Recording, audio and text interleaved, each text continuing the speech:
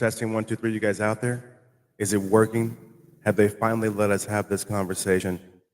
You guys can always go over to CremAntonio.com. They do not block on CremAntonio.com. A lot of times on Facebook, LinkedIn, and YouTube, especially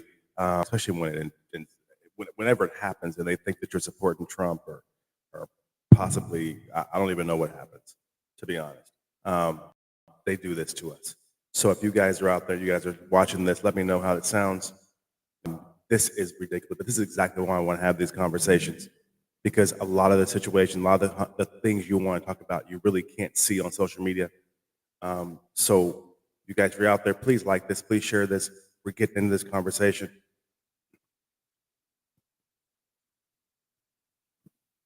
Let's go ahead and see if David Youngblood, if we got that link for you out there. Let me go ahead and send this out to people. If you guys did not get your notifications, it's because we switched links. You guys share this out there again, push this out there to people. We are not worried about whether you're Republican, whether you're Democrat, none of that. What we are worried about and what we're trying to see is how can we go ahead and have this conversation, ask the questions we want to ask, and get the answers that we want to get. And the best way to do that is to bring someone like lobbyist in DC, Attorney Youngblood, David Youngblood, to this conversation. And you guys, we do have your questions from the last live stream. So we've got about 20 questions you guys have asked. We got those written down. You guys gave us your ages, you gave us your locations, and your great questions. So we're gonna get into that today too. Like this and share this. How are we doing over there, Julius? Good. We got David. You guys, if you're out there, the sponsor, we're not going to play any of the commercials. You guys, we're not going to play any of the videos. We'll add those things in later down the road. We'll do some post-editing for that. We're just going to get right to the conversation because I know you guys are waiting. You know, you're in America right now. It's overnight. Get ready for your Monday morning. And it's a little stressful for everybody. But I'm going to tell you this right now. This conversation needs to be had. This is something we need to have a conversation about. A lot of black men out there are undecided. We don't know what we want to do, who we want to vote for. With Biden and Trump, it was different. But now that Kamala's in there, we're like, we're thinking about that now. We do like that it's a woman. We do like that she's black, blackish. We do like that. And I do understand the frustration with Trump. I understand the frustration with Biden. So we want to have this conversation so we can all get our questions out. And I just want to understand, like, what is it you guys want us to do? You know, you really were upset with us for the undecided article and the episode that we had with that. Our Trump commercial feature went viral. I think it's over 200,000 views of that, thousands of comments on that. And they get tons of support. The folks are very happy to see us there. So, yeah, you guys, this has been a conversation we wanting to have. So, you guys, without further ado, let me go ahead and bring David Youngblood on here with me. And you guys, this is David Youngblood, by the way, we've seen him on our show for quite some time. He's in Washington, D.C., USA. He is a lobbyist there right by the Capitol. He's also an attorney, and he's got some amazing awards. He's connected, and as you know, if you've seen the thumbnail from before previously, he knows Kamala personally, and he's one of her. But we've had some issues back and forth conversating, and he wants to kind of tell me why I need to vote for Kamala Harris, black men, Kamala Harris. Yeah. We're all good? All right. Hey, Kareem, can you hear me? You guys, bring me up. Bring me up. I want to see these people. You guys, we are glad you're here. I'm glad you guys have followed us through the 4 or 5 restreams that we did. Facebook, YouTube, all of those guys have been blocking the hell out of us. We had to change the titles they shut us down twice. If you guys were watching me from the radio days, you guys have been seeing how this happens and how they block us off. So over here, David Youngblood, how are you doing, brother? Welcome to the cut. How you doing, fine. man? Can you hear me, Kareem? Can you hear me? I look a little bit dark. Am I a little dark? David, how are you, brother? How you been, man?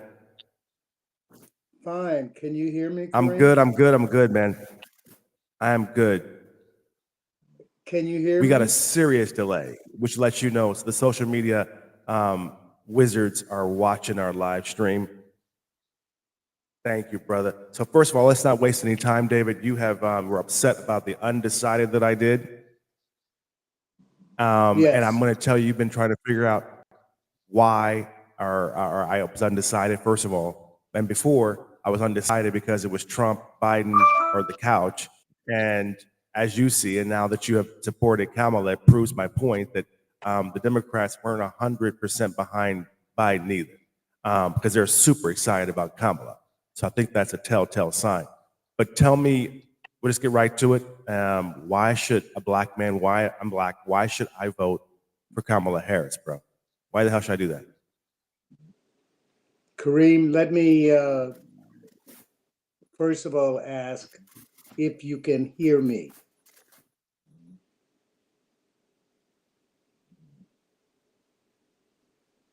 Can you?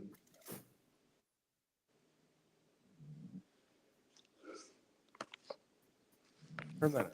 Can you hear me? I can hear you a little bit. Turn up a little bit, Julie.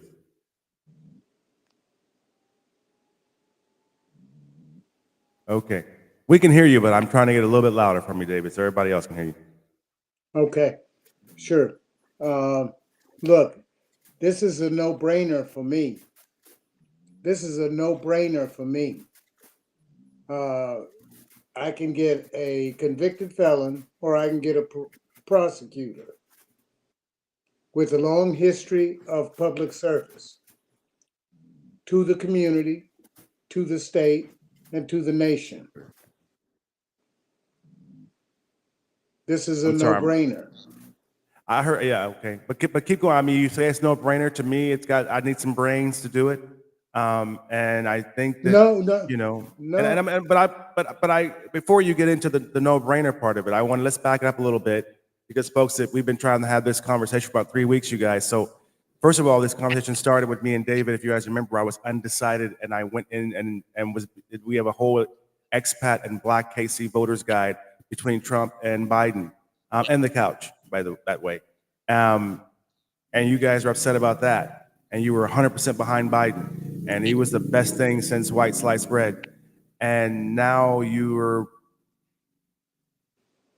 360, not 360, but maybe 360, and behind Kamala. So you understand how guys like me are kind of slow to the no-brainer side. Because if it was a no-brainer, then why didn't they bring on Biden? Cut Kamala in the first place? Well, first of all, let me say this. Between Trump and Biden was clearly the better choice. Clearly. One has a moral compass, one does not. One has interests in policies that impact me in a more positive way than the other. That was a no-brainer. And because Democrats themselves threw Biden under the bus to get Kamala Harris, whom I love and am 100% behind making her president of the United States. Yeah, I'm trying to get you a little bit louder here. Your voice here, I can't really hear this. Okay. Look, Biden. But I heard what you were saying, but my thing is David, and I've expressed this to you when we've talked personally. To me, it was two old white dudes, bro. I get the whole situation between Dems and I was like, look, we need a change. Like, the only reason I'm even excited about Kamala, to be honest, is she's younger, she's black or a woman of color or whatever, but she's not, she's different. And to be honest, she's a woman. And I think it'd be a great change. I believe in women. I think women are great leaders. I'm in a country where they've had women presidents before, right now, speaking to you. So I'm kind of re-energizing and looking at the Democrats, but you're telling me that as an American, right, we didn't deserve better than those two choices before, Biden and Trump? We deserve better than that, bro. Before. I mean, we're talking about it because we haven't talked since, but so we can catch people up. But to me, that was the issue before, was giving us two badass choices. Well, the reason you got two badass choices is because you have very apathetic voters. The reason you had two white guys as your choices is because not enough people chose younger people to be their nominees. This is very simple. This is very simple. And the problem I have is with commentators like you who pretend when you get two white guys as the two nominees, you're shocked. You're shocked when you haven't put in the work on the front end to get younger, more diverse, more progressive, if that's the way you want to go, or more conservative nominees on the ticket. This you wake up one day after all the primaries, after all the nominees have cast put their hats in the ring, and then you say, "Oh, we got two white guys." Well, we're in America. That's not a surprise. That's not a surprise. But David, David, I'm not disagreeing with you actually. But I'm just saying is that if you just forget that you're a Democrat, if you forget all that bullshit, and you're a black guy, those are not the two best choices in America, and they're pretty much kind of the same.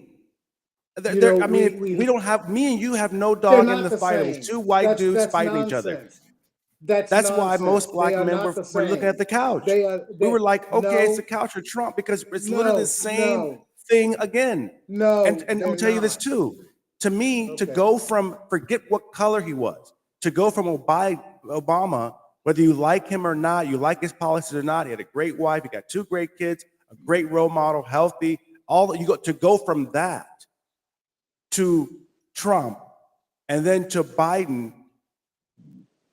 To me, we were going backwards anyway.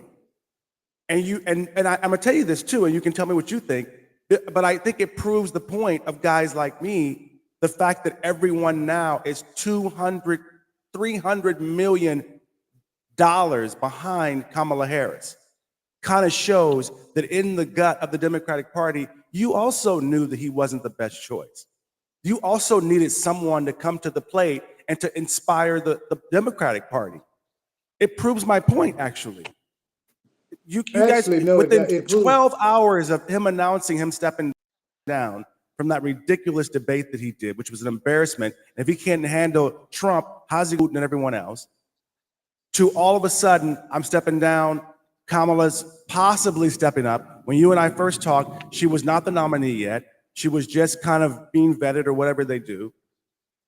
So now 300 million, the 50,000 guys that you were talking about, you were on the call with that gave $1.3 million. All of that stuff happened after Biden stepped down. So to me, it shows you guys weren't really behind him either. You really wanted something different. That's what it looks like, or am I wrong? Now, the reason Biden was the nominee was because 14 million people got out of their beds, went to a polling location, and cast a ballot. Those ballots were then counted, and he had the most number of votes. That's the reason he was the nominee. To whatever extent people were excited or not excited about Biden because he was just yet another old white man is neither here nor there. What I do not accept in your characterization is that they were the same, because they were in no way the same. They are in no way the same, and they're not pursuing the same policies. And so to characterize them as the same, as just two old white guys, as if there was no difference between the two, is just wrong and a mischaracterization. and actually misinforms your audience.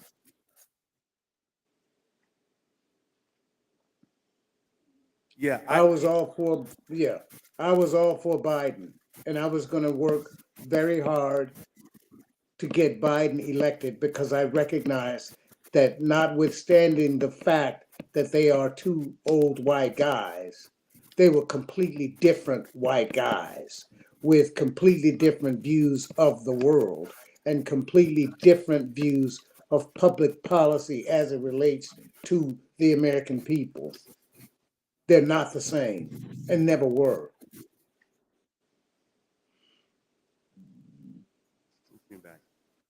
Uh, okay, I'm sorry, David. We got a little bit of a delay, I am saying to you that you and I, as brothers, and this is what I hate about the Democrats and the Republicans alike and American politics, is that when it comes down to it, what I hate is that when it comes down to a situation, we don't have a dog in the fight. We didn't have one in the fight. It was two old white dudes that really have more in common with each other than they have with us. That's how I felt about it. Sorry, I'm putting things here. We're on different channels, you guys. They got tons of comments. You guys, I appreciate the comments. Thank you. We can put those on the screen. And you guys, I got your questions. I'm going to get to those questions, but me and David want to have a conversation for a little bit. So we got about 20 of you guys questions, so keep that in mind. But to me, what I was saying, David, is that they're pretty much, me and you have more in common with the couch. I'm on a couch right now. You're on a chair right now, than we did really with those two guys. I'm not saying Democrats, I'm not saying Republicans. I'm saying they had more in common, with each other. I'm not saying the backgrounds. I'm not saying one was rich, one was poor. That to me is not, anybody can be rich, anybody can be poor. And you see about how Trump talks about Kamala black and before she was Indian. They don't even know what black means. The white guys don't even know what black means. There's black Filipinos. There's black Australians. There's black Chinese. Black is a color. Trump is white. Biden is white. That's what they have in common. But of course, whites can separate themselves. I'm rich. I'm Democrat. I'm Republican. Whereas we're all black. So what I was saying is that, yes, I know that you were 100% behind Biden. I know it. You were there. I got you. But you jumped behind Kamala like, oh my God, which is I'm just saying that if you take the Republican Democrat out of it and you look at the names of the people, it seems like guys like you also were looking for something a little bit more inspiring. So you can't discredit me and guys like me for being undecided. That's what I'm trying to say, David. Oh, yes, I can and do. I do criticize you for being undecided. Go ahead, brother. As I said then, there was no reason for you to be undecided. If you have, from my vantage point, these two white guys that you somehow have a problem with having two white guys up there, these two white guys were in no way the same other than their color. Donald Trump has less in common with me than Joe Biden does. Joe Biden has a life that more resembles my life than it does Trump's life. Joe Biden's view of the world and public I disagree with myself. Bring it back up. And public policy, he has more in common with me than he does with Trump. How he sees the world is more in common with me than it is with Trump. Clearly, what he would put his signature on as the president of the United States is more in line with my way of thinking than it is with Trump. So I don't buy this but David, we're both black men, David. We're both black men. Yes. Next. What does that say? We have a shared experience. We have a shared history. Okay. Where I disagree and where you're losing me, David, and I'm not disagreeing what you're saying, but I think that we're arguing two different things. I'm one of those black guys, just like Donald Trump. I mean, just like Snoop Dogg and all those other guys. who back in the day, I was for Donald Trump. I watched The Apprentice every single night. I TiVoed the damn show. So before he went to politics, I was down with him. Now I'm not saying he's a great president. I'm not even going to debate that. But what I'm saying is that I'm a business guy. Before he became president, I had more in line with Trump than Biden. I'm gonna put that out there. I don't agree with everything he says, but I'm going to remind you that Trump was a Democrat when I became a Republican, when I launched my business, when I was going through the score and all these things. Trump was a Democrat. Now, what Go ahead, David. What you had in common with all of the other fans of Donald Trump who put himself out there as this great entrepreneur is you fell for the story. You did not look behind the curtain, because we have now come to discover, with respect to almost all of those businesses, they were a complete failure, that he was a complete failure, six times bankrupt, 6 times. So no, when he was a Democrat, perpetrating being a successful businessman, entrepreneur, he was in fact not that. What he was living off an inheritance. Now, you may have watched him and thought he was a great businessman and bought his ties and bought his wines and bought his But David, that's what most of them are. But I'm sorry? Most of them are what? What I'm trying to say is that back in the day, for example, one of his books was The Art of the Comeback. Obviously, he went bankrupt and he came back. But I'm going to tell you this, is that most, I never had to do it. I was blessed. But many of my business friends also went bankrupt. They also... You know what? But they didn't, what they did not have, Kareem, I have more respect for your effort than his. You give credence to a fraud.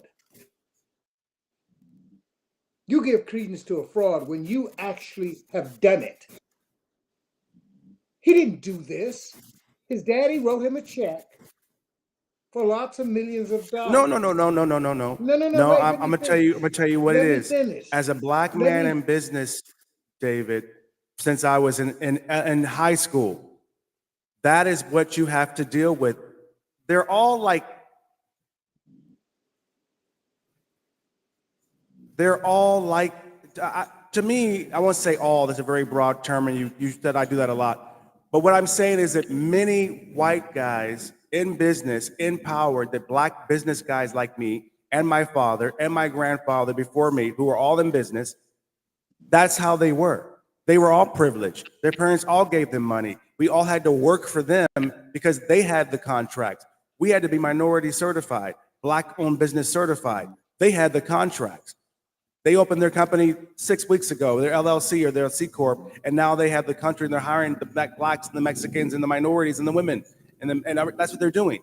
So I was used to guys like Trump. Biden, same thing. And in Biden against the Democrats, I've been in business a long time. I've dealt with Democrats. I've dealt with Democratic politicians in business as well. They don't want to give any money. They don't support. They're no different when it comes to that. And if they did, usually they want a kickback for their support.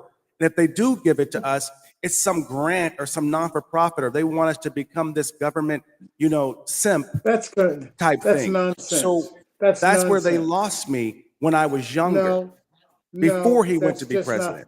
I'm not saying that I agreed with his business tactics, because it wasn't that we knew he was a fraud, but we knew that most people like him, there was something they did. Kareem, first of all, let's deal with accuracy. Accuracy.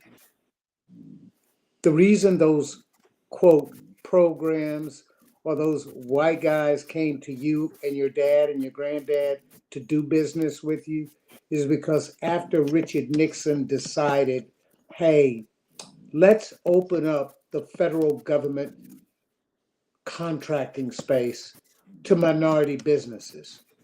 Let's do that. After they did that, with Democratic votes making it the law, with Democratic votes making it the law, your grandfather, your father, and you were able to access either those grants or as subcontractors to those quote white businesses you say just started 6 weeks ago. You give credence and credit to that white business that gave you a minority participation right, but you recognize no effort on the part of the Democrats who voted to give you the I can hear you all the way opportunity to on here. even be in the mix.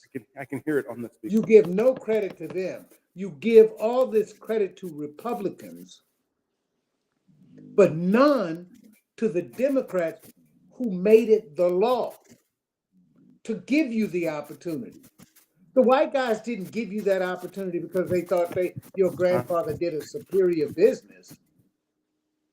That's not why he did it. He Okay, did it because he thought your grandfather's minority participation could get him the points that would allow him to get the contract. And then you turn around and give credit to that white guy. No. He did what he needed to do for his business. can I push back on that a little bit, David? Yeah, sure.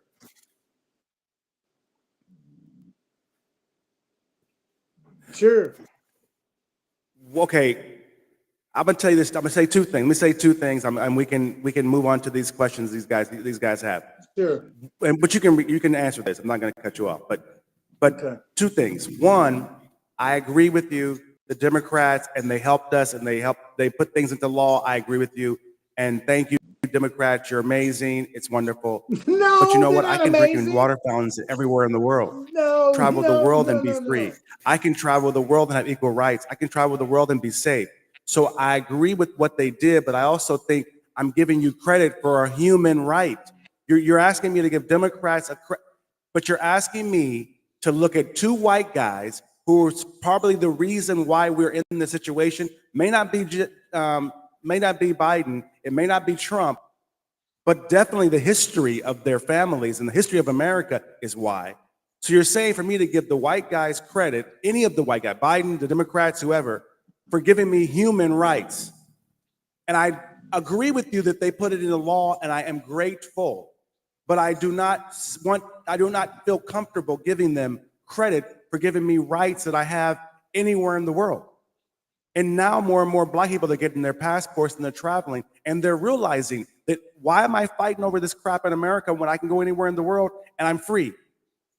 The other one that I was going to say about what you said about the accuracy is that I also disagree with the fact that we didn't need integration. We didn't need to be in these companies.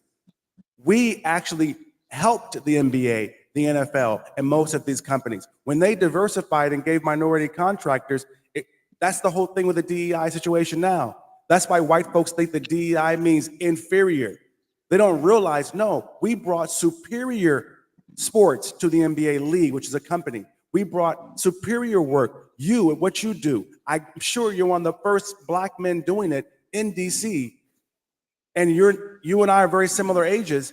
So it's not like you're 100 years old. So you probably bring great work. You're not a subordinate or you're not a less than lobbyist. So I think that your firm got something extra by bringing you in. And three things. I'll let you reply. The other thing is, as you see it with Trump, and for example, Biden's son, for example, you see that a lot of these white guys, if you use the DEI term that whites use against us, they're the actual DEI hires. They're the ones that actually got in easier than you and I would. So I agree with you with what you're saying with the Democrats put things into law that benefit us. But I also am mad at America for making us have to fight for the shit in the first goddamn place. Well, but That's all I'm that's a saying. different argument. That's a different argument. I mean, we can go back in history. We can go to 1619 if you'd like.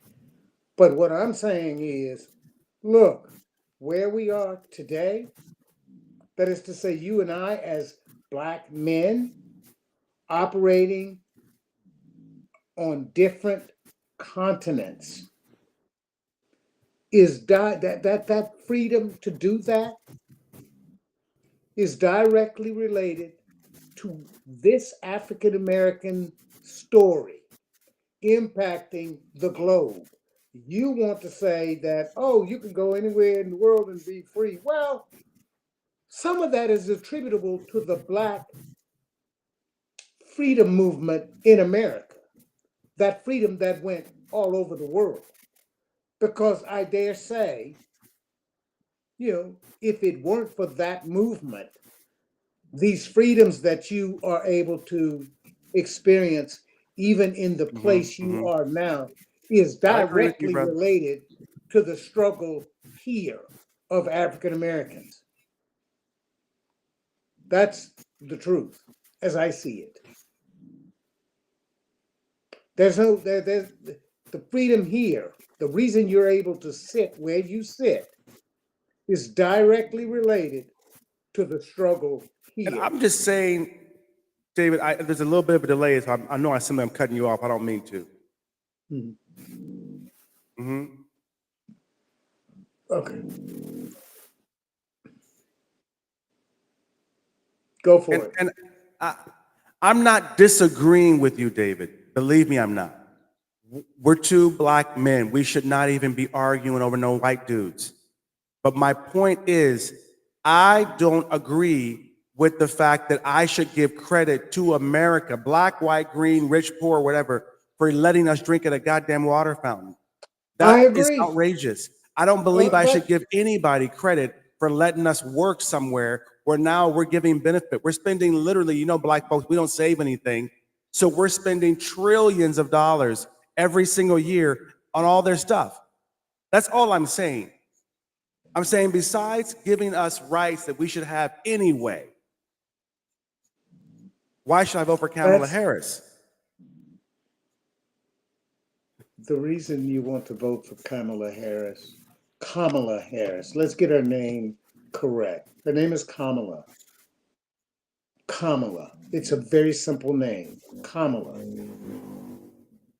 and can be said by anyone in any language.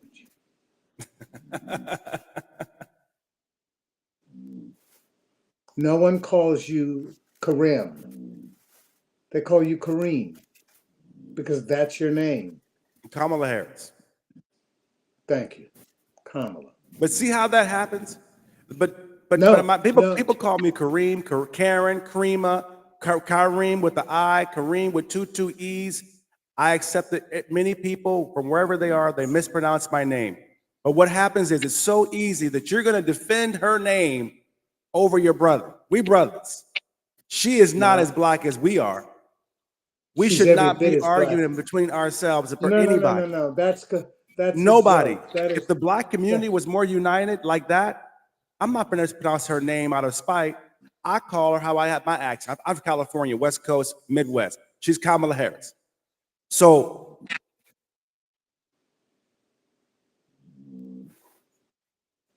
no. So all I'm saying is that we need to stop this separatism. And at the end of the day, I'm saying how. I can call her whatever I want to call her. Anyway, my point is that discourse is the issue that Black men, I think, have. We are so quick to fight it between ourselves, defend people that aren't even 100% from our community. Wow, that is complete nonsense. That is complete nonsense. She's as Black as you are. She's been as Black as you are, has always been Black. Her daddy is Black. How can that be that she is not as Black as you are when her dad is Black? What do you mean? What kind of Because David, to me, if she can't tell me what plantation she was on 400 years ago, that's what what I'm talking about. I'm not saying she's not. I don't see a Black Filipino and be like, oh, you're not Black. Or I don't see a Black Australian and say, oh, you're not Black. But let me rephrase myself. She's not a nigga by no means. She I'm went not a to a nigga. black college. There's white folks that go to the black colleges and fraternities.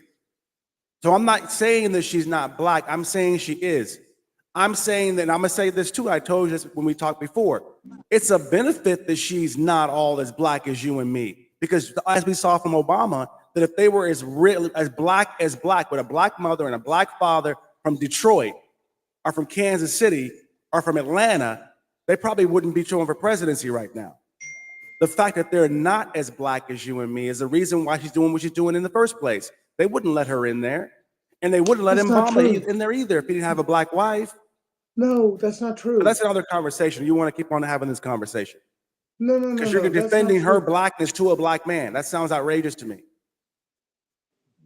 Why wouldn't you defend a black woman's blackness with another black man?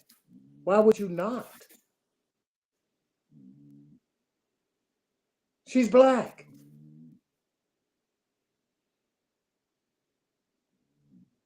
Right? She's black. I'm not defending her blackness. What I'm saying is it You're saying she's less okay? black. Let me say it this way. I agree. She's black. Obama's black. Whitney. I agree. Beyonce's black. I agree with that. Rihanna's black. I believe they black. Okay. No matter how light skinned you are, Billie Holiday's black. I agree. Okay, fine. Let me rephrase my statement, David, and say I will be glad when they put a nigga in the White House. A black person with a black white mother and a father from the hood, from the city, from a black community, this family goes back to affirmative action. Because first of all, she wouldn't even get affirmative action if it came up tomorrow. Her father's black, but he's not American black. It's not the same. Her mother is brown skinned, but she's an Indian, which I have many Indian friends. I've got Indian business partners, but they're not the same as a black American from Plantation, Kentucky Fried Chicken somewhere. They're not the same. And so I'm not discrediting her blackness. I'm saying it's not the same. But we shouldn't even be having this conversation, actually. This is not, I don't want to just, I feel like, anyway. Let me just address that quickly and we can move on.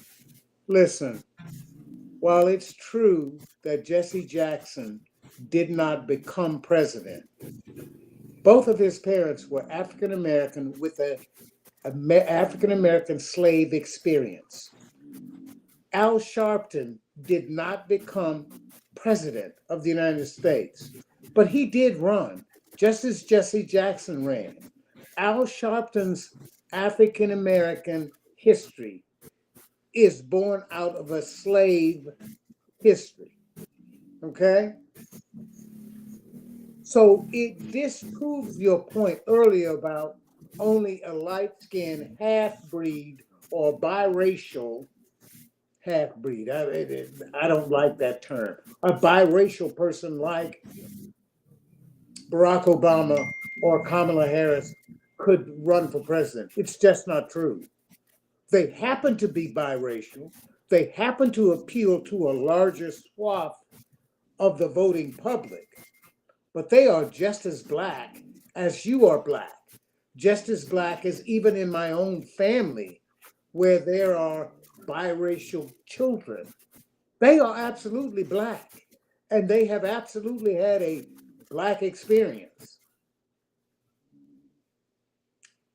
And that's not to exclude the other half of their experience, which is equally valid, equally important, equally,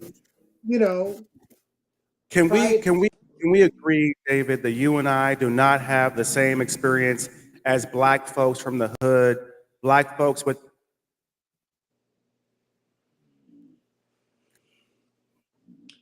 but all I'm saying is, let's be honest here, brother. You and I both know that we make over six figures. We've been blessed. We are not the average black American who makes $50,000, $45,000 a year. We did not. I did not grow up. We did not live in the hood. We were. I don't know if the welfare, unemployment, a lot of the discrimination. You're a lobbyist attorney in D.C. I'm a multimedia entrepreneur who lives around the world. Three-time generation family, a Jackson, obviously. We're not the same. So I'm not gonna act like it is. I also have mixed family. I also understand that if you're from a biracial family, especially a Jamaican Indian family, you did not have the same experiences we have. You did not. You may have had an obvious global Black experience. You may have been interracial, but there's benefits as a Black person, a real Black person, 100% Black person, having exposure to Indian culture, having exposure to people that we've had, having exposure to Filipinos and Asians. There's a difference. So I can, as a Black man, I can empathize with other Black men who've never had the experience. So to me, when you have a biracial family, not only did you have the experience, you actually had the upbringing. So you have a different experience. It's hard for me to relate with a brother from the hood. When they call in, they're 30 years old, they're 40 years old, they've been to jail, they can't get a passport. They have experiences I cannot relate to. They are the statistics that most Democrats are talking about. So I'm not saying she's not Black. What I'm saying is I would be glad when they finally give us a Black dude with a Black mother from the States that has a full Black experience, so that or a woman for that matter. I'll be glad. Kamala's great, and I'm glad that she is Black and she's a person of color, like Miss Universe Philippines. She's a Black Filipina.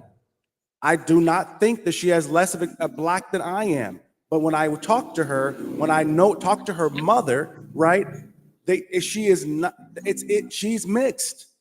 Her experience is Filipino. She's sweet like a Filipina, but she looks just like Kamala Harris. So I have to acknowledge that she's not a Black American, though.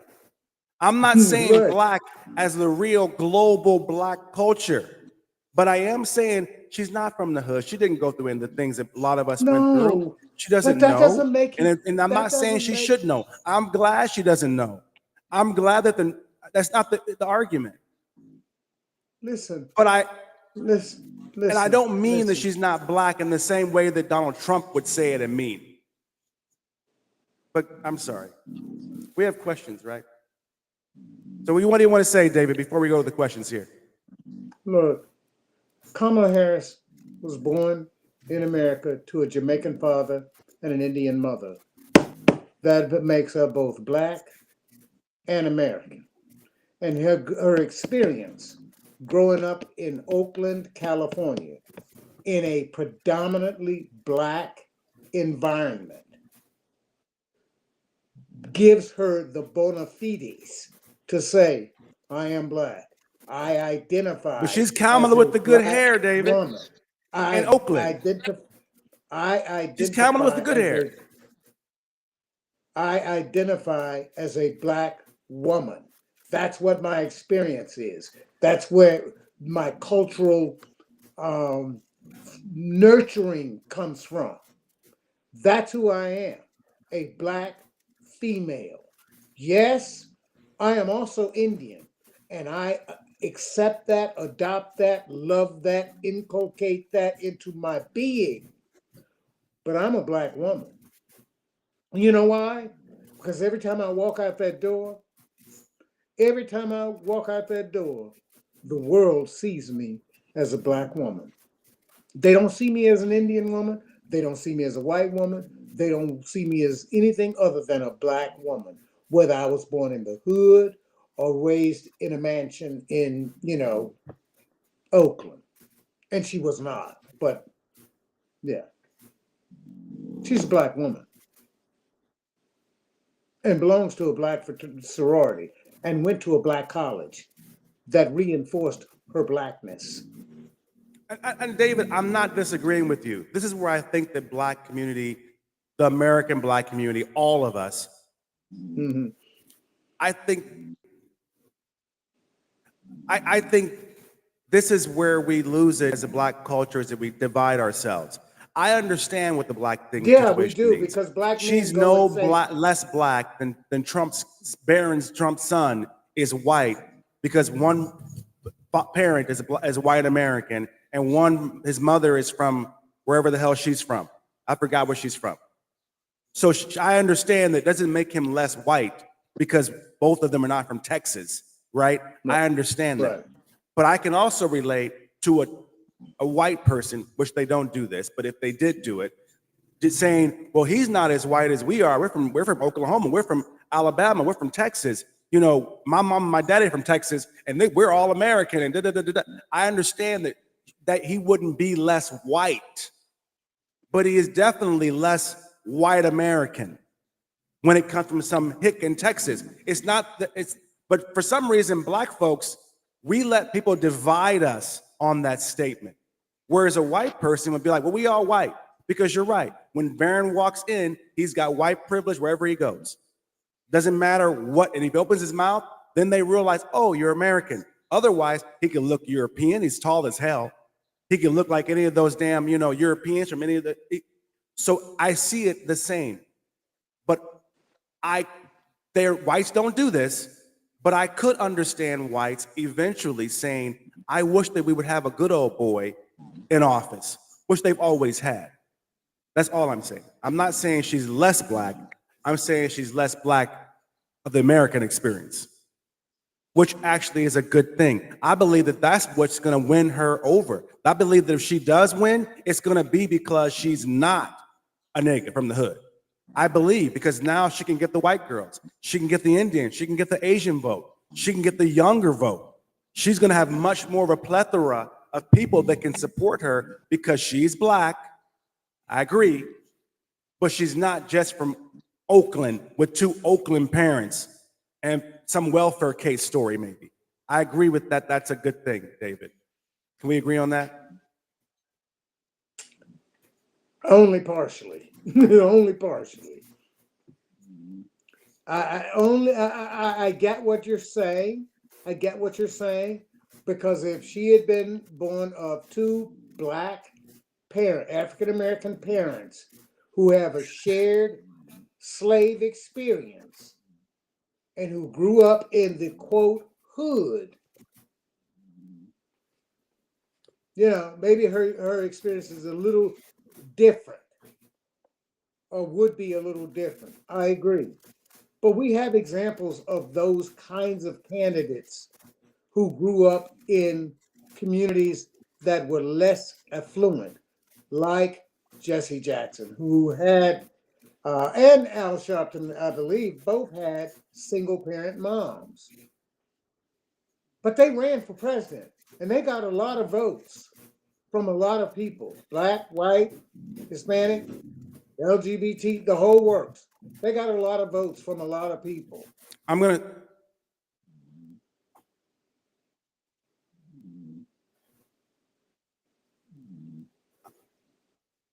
segue into the questions. Sure. And one thing to lead into what you were just saying is that since we've just agreed that she's not from the hood. Right.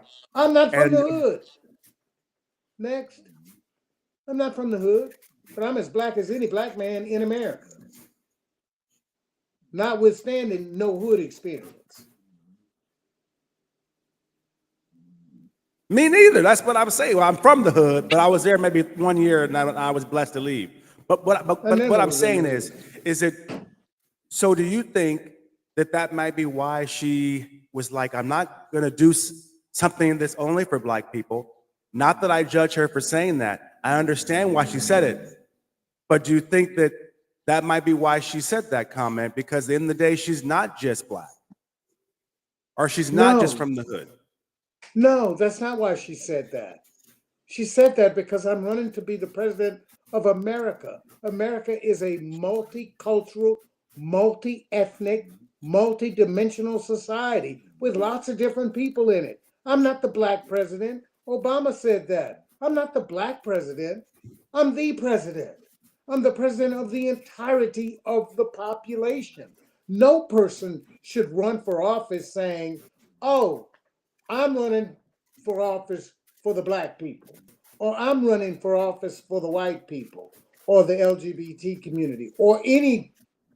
That's not who we are. We're a diverse country with lots of different cultures and ethnicities and countries of origin. You don't run for president to be one group's president. That's ridiculous. You can do that in Japan. I want to be the premier or president or premier of all of the Japanese. Well, you can do that in Japan. You cannot do that in the United States.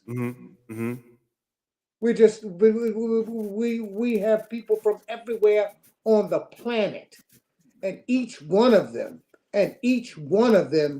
represents one vote.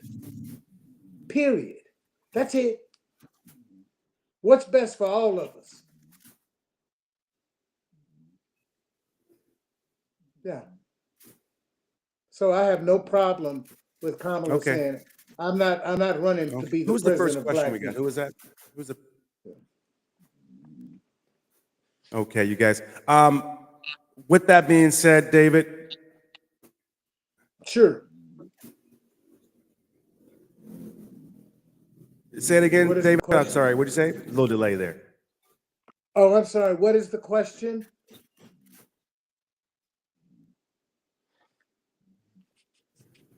You read that question, Julius? It's too small. I can't see it, Julius. Yeah, I can't see it. It's there on the screen right there, but it's too small for me to read the screen. I can't Oh, read it. it is. What would it take? Can you read it there, David? You can read it. Yes. See, we too old. We can't see the damn question. Tyrone. What would it take for you to get off the couch and vote? Is there one specific issue or quality in a candidate that would make you commit to heading to the polls? Here's what it would take for me to get off the couch. Here's what it would take for me to get off the couch. David, I have a view of the world. This is the candidate speaking.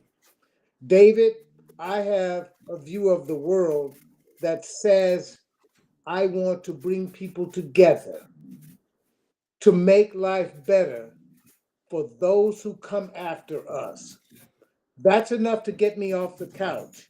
What would it make me, what would it take for me to commit to a particular candidate? Oh, for me personally, what it would take for me to commit to a candidate is for that candidate to say, I will put my signature on legislation passed by both houses of Congress that improve the lives of those persons who live here. For example, to expand the ability of people to access health care. I will sign that piece of legislation. David will get up and go and vote for that person.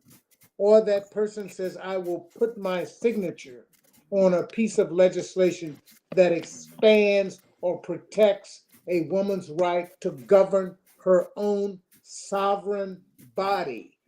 I will commit to a candidate who says that. I will commit to a candidate who says, I want to reduce the use of fossil fuels, which poison our air.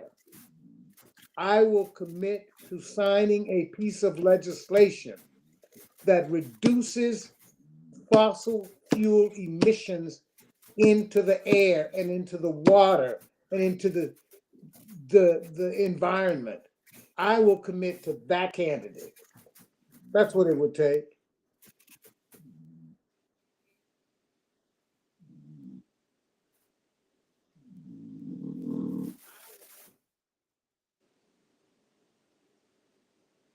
Well, for me, Next question. David, I'm gonna say this, but be very honest with you. I was on the couch pretty much, or leaning towards Trump before, because I was just tired of the old safe thing. I didn't want 2 old white dudes. It was not worth me getting off my couch. And if I did, I wanted someone that was aggressive. I wanted someone that could kick ass. I wanted someone. I mean, even if I thought that they were racist a little bit, I felt like, okay, maybe until Biden, maybe until well, no, maybe until Biden. Let me think back. No, maybe until Biden, most of the guys were racist type dudes. most of the guys were guys that didn't really have our best interests in mind in the first place. Most of them, they were out for their own community first in the first place, which is why you're telling me to vote for Democrats, because they're the ones who could let us drinking water fountains and get health care and all these things that benefit all Americans, by the way. The fact that we can shop and we can eat and we can go places and work places and be places and do things and have freedoms benefit all of America, not just us, because the trillions that we earn, we spend right back at these places. So they benefit more than anything that we are now free to go around the world. What would take me now that things have changed and Kamala's in here to get off the couch and vote for specifically Kamala is, one, be very honest, if the Republican Party had put up a Kamala Harris, meaning a female of color, I probably would have leaned over there too. I don't know, she may have been crazy. I mean, not Kamala, but a Kamala. But I'm just saying is that I would have done it. I want to see a woman president, actually. I want to see a woman of color president. That's what I want to see. I believe that inherently women of color, especially Black women, have empathy and some skills and some tacts that can happen. I believe that Kamala, because of her prosecutor experience, because I'm not a law type, guy, but I do like that she can handle Trump. She's handled criminals before. She's been in court before. She dealt with these people before. So I'm curious of how she's going to handle it. I do like that, but I'll be very shallow. Is it the change that I wanted to see is a woman of color? And I tell you the truth, I was kind of torn between Hillary Clinton, but at the end of the day, I liked that it was a woman. I think that we need to see the same as we saw Trump. We saw what a Trump can do. I want to see what a woman of color can do. And if they put her forward and everything goes great, and we'll have a conversation the day of the debates as well, David, at the debates, if she shows her ass in those debates and handles him, I assume that her man, he's at the house, he carries her purse. I'm assuming she's handling him. He ain't out there acting crazy. He ain't speaking out of turn. So if she can handle Trump, then I think that would get me off the couch. Let me say this. I'm not going to vote for anyone just because. So Tyrone, that was it. What's the next question there? What we got? Go ahead, please. What's your top priority for the next president? Racial justice, economic stability, healthcare, or something else? How does Kamala or Trump align with that?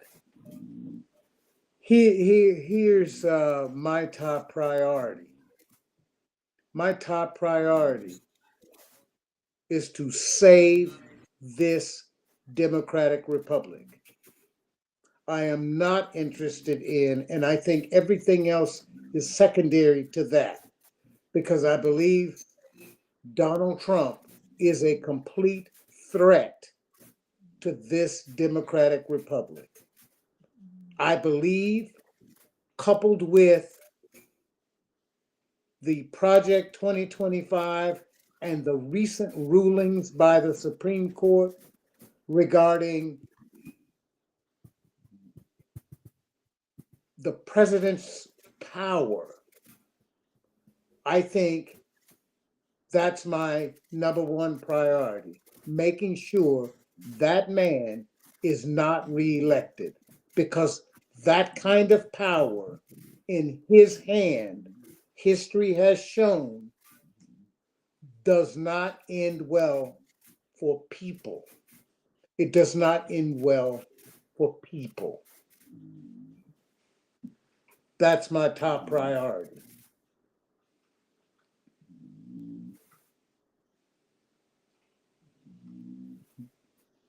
Well, I agree with you on that one, David. I agree with you well on that. I'm not going to vote for anyone just because she's a woman or because she's a woman of color. But she's not just a woman of color, by the way. She's a good person. She's professional. I do look at her record. I do believe she's much more qualified than many of the other candidates that are just there because they're white men. So I do give her that. But But the benefit is I guess it might be the reverse DEI hire. She does have my vote based off of the fact that she has a similar, just as good, if not better, record than most folks in the damn room. Obviously, is made it to vice president level. So those are all selected type things. So I respect that. But I will admit that I see us all as Americans. What is that? Who's that? Brianna. 34 in North Carolina. I see us all as Americans, and I believe, to be honest, I don't think that Trump is going to ruin America. I don't think so. I believe that we don't like the situation. They've always been this way towards us. This is not new to us, because I want to see more about business, man. I want to see. I'm like, okay, tax breaks, whatever. Give the tax breaks to the rich. I'm trying to get rich. Don't change the game now. I'm more of that belief. But I also believe that these white folks, they're American. Trump's American. Most of them are American, apple pie Americans. I don't believe they're going to ruin the country. I believe that they're scared. I believe they're doing things to benefit themselves. I believe maybe they're a little bit selfish, but then you also see black folks on their side. You also see black folks at these rallies supporting them. So I really don't think it's so dramatic as we make it. And I think that at the end of the day, black folks, again, we could just sit back and let this shit show happen and see what happens. Kamala could rerun in 4 years, if for that matter, right? If she did lose again. But my point is that I want the Democrats, I want to see the debate. I want to see what they're doing for business folks. I want to see what they're doing for us, for people that are not so staunch to the left or to the right. I want to see what they're going to do for us. But I do think, David, and I think that you're going to push me back on this, is that these white folks, Trump and them, they're still fucking Americans, bro. At the end of the day, when you're at the grocery store, when you're at these places or whatever, these are the white folks that you're talking to. And I'm going to say this too, and you know this fact too, David. It wasn't no nigga or a black person or a Jamaican or an Indian who tried to assassinate Donald Trump. It was one of his own. So I look at it as y'all are all Americans. Ruth was an American kid with American parents, white parents. So I look at it as, look at what you guys are creating. Look at this mess. We are not the black folks that we used to be. We have passports. We have money. We're successful. We're above average. We have options now. So if you guys are going to do all this stuff and ruin the country, you're competing with every other country around the world right now. I can still be an American and travel. So I don't like the scaremongering thing when it comes to, it's going to ruin everything. He is an American. I'm just saying, he is an American. Go ahead, Dave. Let me respond to that. Kareem, I'd like for you to consider this. Let's look at history.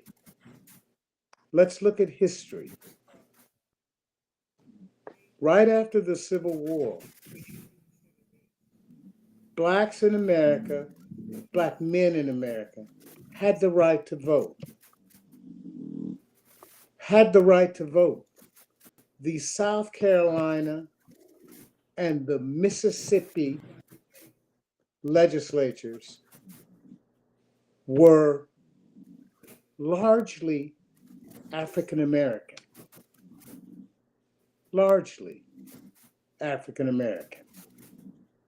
Okay? From 1865 to 1900, you had blacks in the United States Congress. Okay? And with the Compromise of 1870, we saw the removal of the Union troops from the South. We saw the removal of Union troops who were sent there to protect the African Americans ability to vote, to live, to exist in the South. By 1900, there was 0 African Americans in the United States Congress. Okay?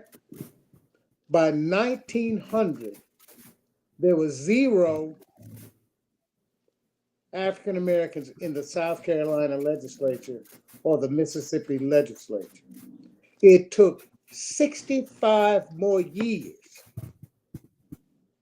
from 1900 to 1965 to get Barbara Jordan into the United States Congress. 65 years.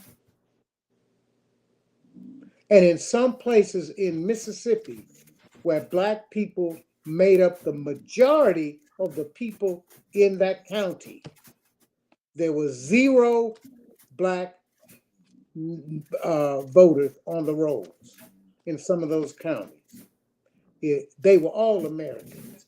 They were all born in America. And yet, they initiated and signed into law laws that prevented you from voting, from getting any representation. And then what we did with that power, was make damn sure that the neighborhood you lived in was redlined, that we made sure that the property that your parents had farmed and labored on and purchased was removed from you in the most fraudulent state-sanctioned schemes that you can imagine. Eminent domain. Or just run your Black ass off this property because we didn't want you here. A number of towns, cities with buildings, banks, theaters, pharmacies, doctors' offices, lawyers' offices, restaurants were driven off that land by law with no remedy for you. I don't care that Donald Trump is an American. I don't care that he's an American. I know history. I know what has been done to us. And for you and others who think, oh, they're American, they can't possibly do that to us now because we're not the same Black people. Bullshit. Bullshit. They absolutely can. All you have to do is go to Florida today. And you can't teach your history in Florida because it talks about slavery. But we're not the same Black people, David. No. Okay, I'm saying is that in the day, I'm not saying that some of us aren't the same, but what I'm saying is that we're not the same people. We got much more means now. If they do that today, I want to see them go this little gangster. I want them to go to Sexy Red and tell her she can't eat at Denny's at 3 a.m. I want them to go to Chris Brown and tell Chris Brown he can't perform at the Staples Center in LA. I want to see them try that nowadays. But my point, my argument is not about that. My argument is just saying I'm tired of giving white men in America credit for themselves, whatever side of the line they're on, for letting me live like a human being in America. I'm not giving you credit for that. I appreciate it, and it's great, and kudos to you. But why should I give white men, credit for me being able to be an equal citizen in America? You don't deserve fucking credit for that. You're the one that should be apologizing to me, Joe Biden, for the way that your ancestors, your friends, your neighbors, your cousins treated Black folks all this time. I don't need to give you credit. You should be apologizing to Black people for what your people did to us. I don't agree with that paradigm that you have. No, I don't need you to agree. I just need you to know the facts. Because here's the fact. I don't need you to agree. I need you to read the law. Because the law says you cannot teach that in Florida. That's what the law is. And I don't give a damn about your feelings. If you do teach that, you're going to go to jail as a teacher. I don't care about your feelings. That's what the law is. So And Sexy Red once can't again, take it either. David, we're giving white folks credit for others not letting us teach history in their schools. Why are we arguing with them to do something that benefits themselves? Kareem, are you understanding what I'm saying to you? In Florida, it is now illegal to teach Black history in those schools. What I'm saying to you is, if that's against the law, Sexy Red or you or me or anybody else cannot go But David, into a I don't seventh grade. care. I think, okay, you know what? To me, David, take CRT out of the schools. Take it out of the schools. You know what's going to happen? You're going to have to go to college to learn CRT. The rest of the world is going to learn CRT. It's world history. It's not black or white history. America's part of the world. So what's going to happen is, if that's the case, these white kids, the next generation, are going to be dumb as hell, ignorant as hell. They're not going to know, just like they don't know finance, they don't know money, they don't know banking, they don't learn banking and entrepreneurship in school either. We're not fighting for them to teach entrepreneurship in school. So at the end of the day, all they're going to do is make it to where CRT becomes what it already is, something you have to pay to learn. So then the people who don't know it can't work internationally.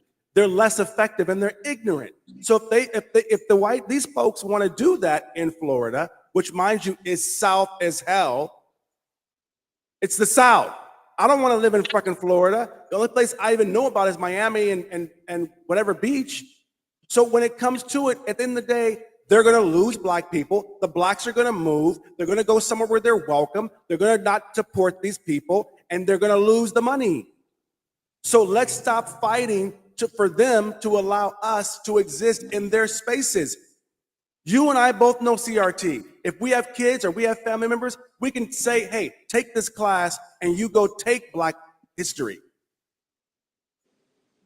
I don't need it to be in public schools. And we also know that most public schools, that's not a bragging situation.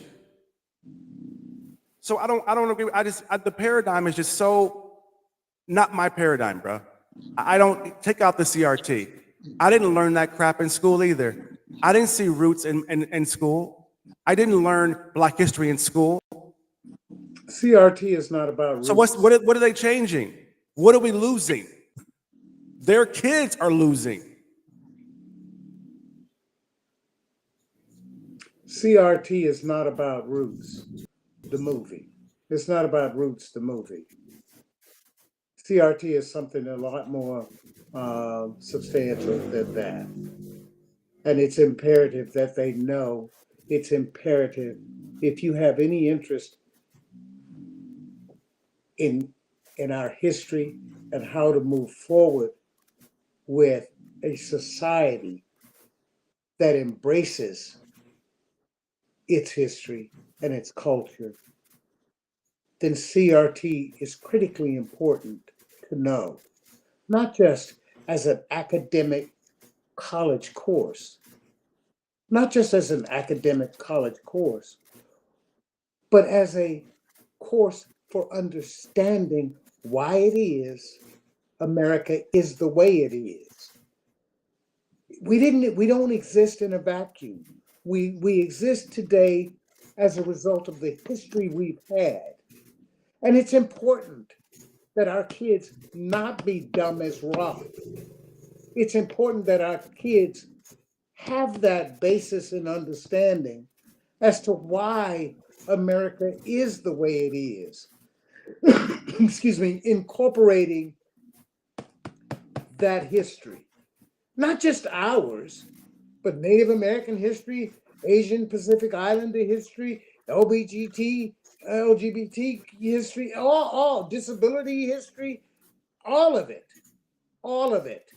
No, we must insist that these histories be taught, because we want to send our kids out into the world not dumb as rocks. We want them to be leaders in the future of the world. We don't want them to be dumb as rocks and having no knowledge of But why it David, is. why are we asking these white folks to teach our kids in the first place? I do You know not why? think that's the truth. I think that if they want to take it out, I would rather see financial literacy taught. I would rather see business taught. I'd rather see any of those things. I can go and pay money and send my black kid or my black siblings or my black nephews and nieces to a black school in the black community taught by a black woman or black man for that fact about black history. I don't need them to teach it because they're going to fuck it up any goddamn way. They don't No, really believe in it anyway. Because every time you make them do something, then they do it unheartedly. And then you may not know this about me, David. You know my family. You know the history of my family. My father, as successful and wonderful as he is, he was a basketball star, graduated college at KU, Kansas State University, or Kansas University, for you guys around the world. As an athlete, got an architectural degree, became a millionaire contractor, businessman. He could not fucking read, David. He can't really read to this fucking day. College graduate from Kansas University. They just pushed him through. They didn't care. So my thing is, like, I agree with what you're saying. I don't care about the CRT fight. If that's the case, all that's going to happen is they're going to be ignorant. We're going to have our kids educated on CRT. We're going to have our kids educated on business and finance. And the white kids in Florida are going to be more and more Bama country as time goes on and wonder why AI takes over. They don't know history. They feel like they're victims because they don't know the history and what happened and why it is the way it is. That's their problem. Take it out the schools. I don't really care because then you know what? Black folks, homeschool your kids then maybe. Get a better school. But if that's what they want to do, I'm not disagreeing with you, David. What I'm saying that as two black men, we shouldn't be arguing and begging these folks to teach our kids anything. We learned from that already. We begged to be going to their schools in the first place. And from what I hear, I'm only 52 next week. What I hear is education was better in your father's era and maybe your young era than it is right now for our black students any goddamn way. Because before integration, we didn't have to have gun, checks in school. We didn't need metal detectors in these schools. We didn't need armed teachers in these schools. The white folks still came in and shot black folks up. So now I see it as, I don't know for sure if it helped us or not. But I sure in the hell don't want to argue about them teaching our history when you know what? It's our history. We should teach it. Now, if they want to do it, then do it. What's the next question? I'm sorry, we're going on, David. You want to have a closing for that before we move to the next question, David? Yes. The reason we want them to teach that history is because it's American history. That's why we want it taught, because it has every reason to be taught as it is to teach George Washington or Abraham Lincoln. That history is absolutely critical knowledge for understanding why we are where we are, why America is looked on as America, because we were here, because we made that history. We contributed to that history. We helped to ensure this country's survival with that history. That's why it must be taught. I'm not begging someone to teach my history because, I want to be included. No, I want you to teach that history because it is history, because it is truth, because it is why we are where we are. And I don't want to have to, I'm not begging you because I'm pleading with you in some way. I'm insisting on it because otherwise you're not giving a full picture. You're in essence perpetuating a lie if you don't.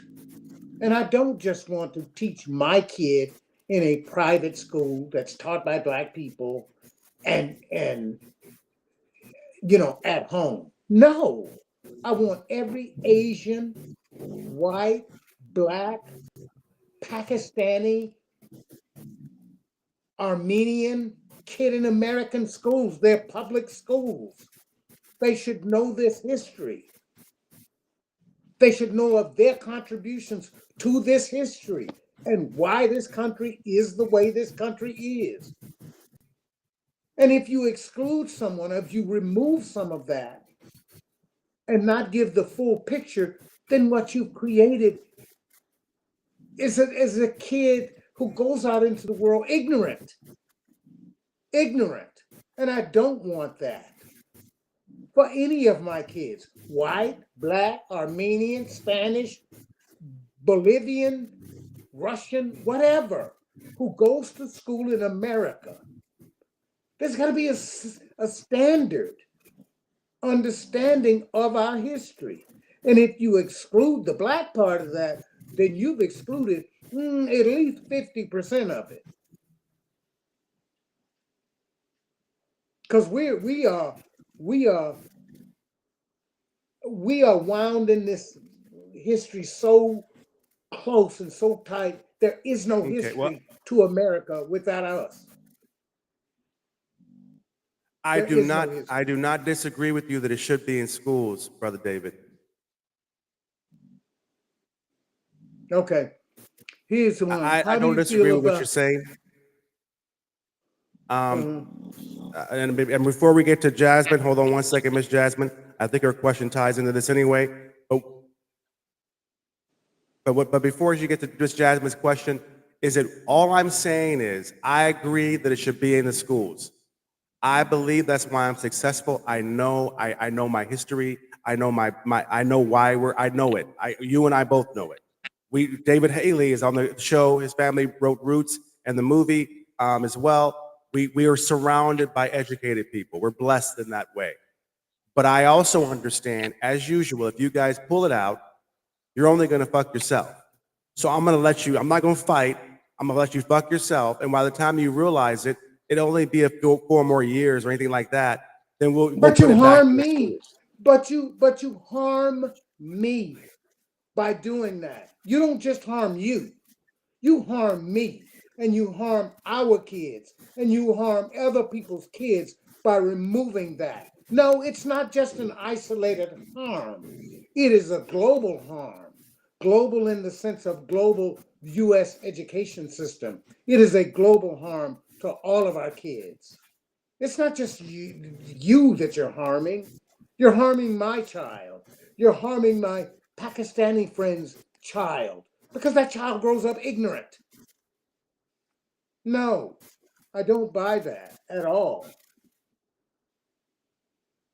It must be included. Well, sometimes you gotta let people learn from experience, David.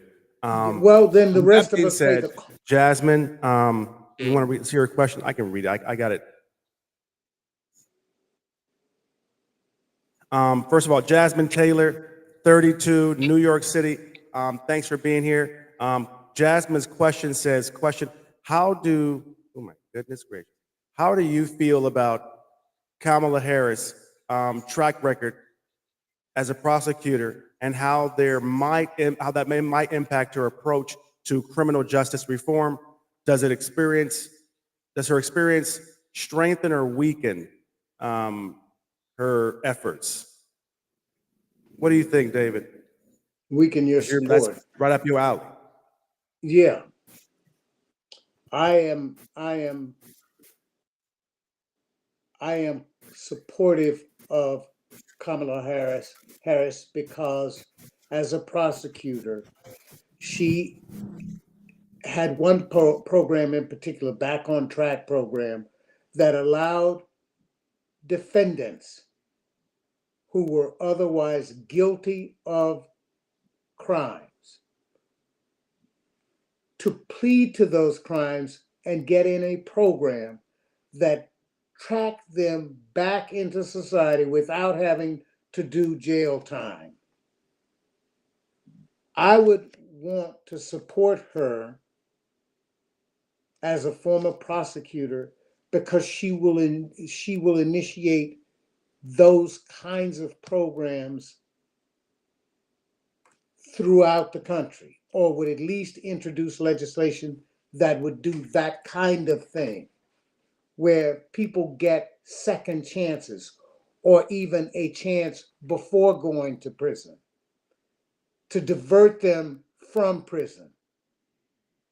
I'm all for that. I want Kamala Harris to enforce the law for violent, premeditated crimes. I want people to do the time. But for crimes that are non-violent, I want to try to keep my prisons, I want to try to free up that space and come up with some alternative diversionary programs that keep jail cells and prison cells not at 150% capacity.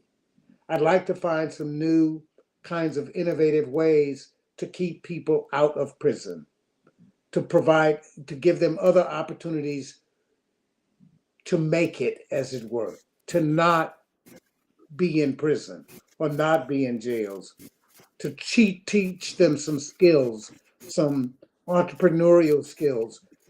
Let them intern with Kareem and show them how to operate a media empire. Something, some kinds of alternative programs that keep people from being in prison. Because I'm selfish. I don't want to feed you 3 times a day, every day for the next 30 years, when I can have you out in society with a better plan for maintaining yourself and your family and building a life. Yeah. Go ahead. I, what I think, David, and I know there's a delay here. I hope I'm coming in okay. There's a delay here, David. I apologize for that. What happens is, David, what I see, I need to actually put this here, I think.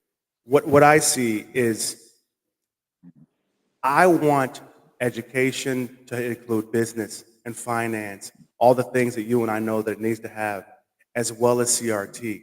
I believe that CRT benefits directly to finance. You understand money. You understand why black folks are where here. You can empathize with black folks. I understand that. You totally 100%, David. But all I'm saying is, as usual, let them screw themselves. I don't want to fight for it. I don't want to. I'd rather vote for Kamala because she's black and a woman than to be able to say that I'm going to vote for the Democrats just because they're going to give me rights that benefit themselves in the first damn place. You know what I'm saying? I'm not disagreeing with you, David. I think what I'm saying is give me more of something than it's always, I should be grateful that you do the right thing, America. Tell me, Democrat or Republican. That's how I feel that it is. Whereas, why do I have to be grateful that you're doing the right thing that benefits all of America, that educates all of America? So where are the Indians? Where are the Asians? Where are all the Pakistan? Where are all the people that you mentioned backing us saying, yeah, we want to know CRT too? Where are they at? I'm tired of that paradigm. But to answer the question with Jasmine, from my perspective, well, I need to answer a question, and we're going to move to the next question real quick. But the Jasmine, how I think, to be honest, is when she handles a debate with Trump, I think we're going to see a completely different situation. I think that her experience is going to let her talk to him as a prosecutor. It's going to allow her to prosecute him in the situation that he's had. I'm curious to see how it happens. I didn't like how the Black Journal Association interview went, but I do not agree that there should have been black men, and I don't agree with that. I think it doesn't matter who's there. I think that the women are the ones that should have been there first. The men should be back here watching what's going on. He has not made it yet. This is not the presidential debate. He's just an interview with some media, so he hasn't gotten to our level yet. But I do think that her background is going to help her deal with people like Trump, who, mind you, and I know you'll love this too, David, he is a criminal. So I think her background is going to help her deal with him on that regard. Go ahead, David. I wish he had. I wish that National Association of Black Journalists convention had a black male on that dais. I do, because That's the whole point, or at least that's the point the Republicans have been selling, that they have attracted all these black men to come to the Republican Party because Donald Trump is running and because they like Donald Trump. And I think the voice of a black man on that panel dealing with that issue, asking a question about black male support, would have been important to engage that president, that former president on. That would have been a very important contributing panelist if he had been on that panel. Black women, yes, that's great. I had no problem with the panelists they had on, except Harris Faulkner. That was a joke because all she is a cheerleader for Trump, and she comes from a network that had a judgment for it for $800 million because they lied and because they're a cheerleader for Trump. They're not a journal. They're not a news organization. They're a PR organization for Trump. They don't ask serious questions. They don't ask piercing questions. And a black male on that dais would have done that. Like, I don't know, Roland Martin. They would have asked a serious question. Yeah. And I was very pleased. I agree with you. I'm not disagreeing with you again, David. All I'm saying is I believe that in our culture, if you look at African history, if you look at, remember, we real niggas, David, right? You meet I'm the not a women nigga. first. I am You not ain't a got nigga. past secretaries yet, Trump. You ain't got past secretaries' desks yet. You ain't got to the CEO. You ain't got to the brothers yet. That's how I Black saw men it. are not black men are not the CEOs. They are not the CEOs. They I'm are not saying equivalent to the women the who were actual sitting CEO. there. I mean, like, to me, how I saw it was he hasn't yet gotten to the level of being questioned by the black guys that are in media. I think that was the gatekeepers. And so if he passes with Kamala, right, and does well with her debate, I believe that when they interview him again, yes, now there should be men there. But I want to see how he does on the level that he was at. Now, if they would have put a black man, I wouldn't have disagreed. But I actually did like seeing that he hasn't made it to the brothers yet. He has not, and you saw how he acted. Whether you like it or not, we saw how he acted. So now when he does interview with black folks, because he's not done, we have a little better understanding of what he's going to do, how he's going to say it. Because I thought that the girls that they had were badass sisters. I know what you're saying, but I think that if you compare those sisters to 3 white girls, just imagine if it was the other way around and they were going to a debate with whatever CNN or whatever, whatever it would have been, right? Those were bad sisters, all 3 of them. Even your girl, I don't really like her too much, Miss Faulkner, I don't like her too much, but she is top of her game. She's So I a did joke. like the representation of it. So there's nothing he could say about them. I think they should have handled him better. I think that they should have gave him the opportunity to even complain about the technical issue when they first started, although we have the same issue today. Who knows, that may have been the same problem they were having. And I do think that they could have handled him better. But I believe that at the end of the day, we were very black and respectful to him. We let him do what he said he was going to do, and come and do what he said he was going to come and do. And maybe he attacked Kamala's blackness and things like that. But at the end of the day, he has a right to his opinion about, is she black, is she not black? I think that they should have educated him on what black meant. There's black Filipinos, there's black Asians, there's black Mexicans, there's black Latinos, there's Afro-Latinos. And I would have probably said to him, well, you're American, but your grandparents weren't, and your wife is from where she's from. Does that make your son not white? I believe that they should have come at him more directly, which is a man's role, though. That to me is No, a it's man's. not. You tell me what No, you think. it's not. No, it's not. Why is it a man's role? It's a person's role to question man. And first of all, he didn't need that lesson. He's clear on that. This is a 78-year-old man. He didn't need that lesson. He's a racist man. He understood very clearly what he was doing. This is a racist man who has a history of his racism. He promotes his racism as a way of attracting Bubba. He promotes that. But So no, David, I don't think what they should most have done white men are the what they exact should have same done. way. We You know argue what? about Donald Trump like he's so fucking different, bro. I look at it like he's No. not different. There is no way that you have gotten to where you are in your life without dealing with 100 white men just like Trump, whether they were silent as a Democrat or outraged like a hick. Look, if they were outwardly that way, I confronted it right then and right there. If they were clandestinely like that, I tried to bring it to light. I don't allow that. I don't allow that to happen to me. I'm going to confront it. I'm going to bring it out and I'm going to address it then. And I would not have allowed that interview to continue until I pressed the point about the way he was treating, number one, Rachel Scott, how he responded to her. And secondly, with respect to she just turned black, I would have addressed that right then. What kind of racist, where do you get that from? Where do you get that from? But David, again, I'm not disagreeing with you, but please, but be honest. What he said, you weren't fucking surprised. No. You were not surprised. No. A man, we would have expected that and we would have handled it differently. But I think that it's good that his first introduction, mind you, in American history, I think, to the Black Association of Journalists, the National Association of Black Journalists, sorry, I was getting it wrong, is a testament to the fact that you guys know what's coming. Kamala, you know what's coming.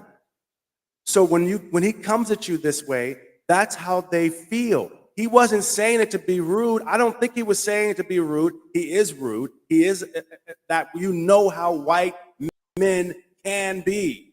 It's not a surprise to us. And that's why you have to get them corrected immediately. You don't allow that to continue. He will never, once he leaves that meeting, once you get him corrected, he'll always know that was not the thing to say. Now, he may have not known it until then, but he'll know from now on that is not acceptable. I'm ready for another David, question. can I push back a little bit before we get to the next question? Sure. Can I push back a little bit and play the devil's advocate? Sure. To me, as a media guy, that was a bad, stupid question that was posed to get him exactly what you got.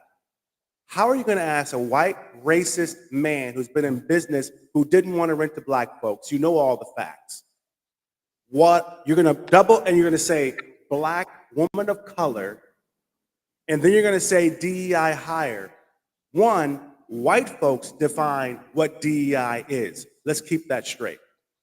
They're white guys, him and Joe Biden. If anybody else comes in, that is DEI. We are the diversity, the equity, and the inclusion. So for him, if he tells you it's a DEI hire, then that's what the fuck it is. Stop trying to have egos and try to be, when I stand in line and I fill out the forms to be a minority supplier and I get my 3 years bank statements and all this crap together, I know I'm applying for a diversity, equity, and inclusion program, an affirmative action program. I know. And so what Trump was saying, which he was not so wrong, he was rude. But how does a white person answer this question? When we do our consulting with these racists and these DEI companies, they don't know how to answer that question. Because to whites, Indian, black, Mexican, gay are boxes that you check on a form to get money from them, are benefits from them, or they're trying to get a tax break from you and they check a box. So what he was saying was when he met her, She was saying she's Indian, right? Things like that. So that to me means that when it comes down to it, it's like, no, you guys, okay, I got you guys. We got one more question to get to. They're telling me we got to get to the questions, you guys. But my thing, what I'm trying to say is, to me, yeah, she is a DEI hire. Not meaning what black folks, what we hear is she's not qualified. She's not good enough. And that's what racist white folks want you to believe. But when they work next to her, they know damn well she's overqualified. They know damn well that she deserves to be where she's at.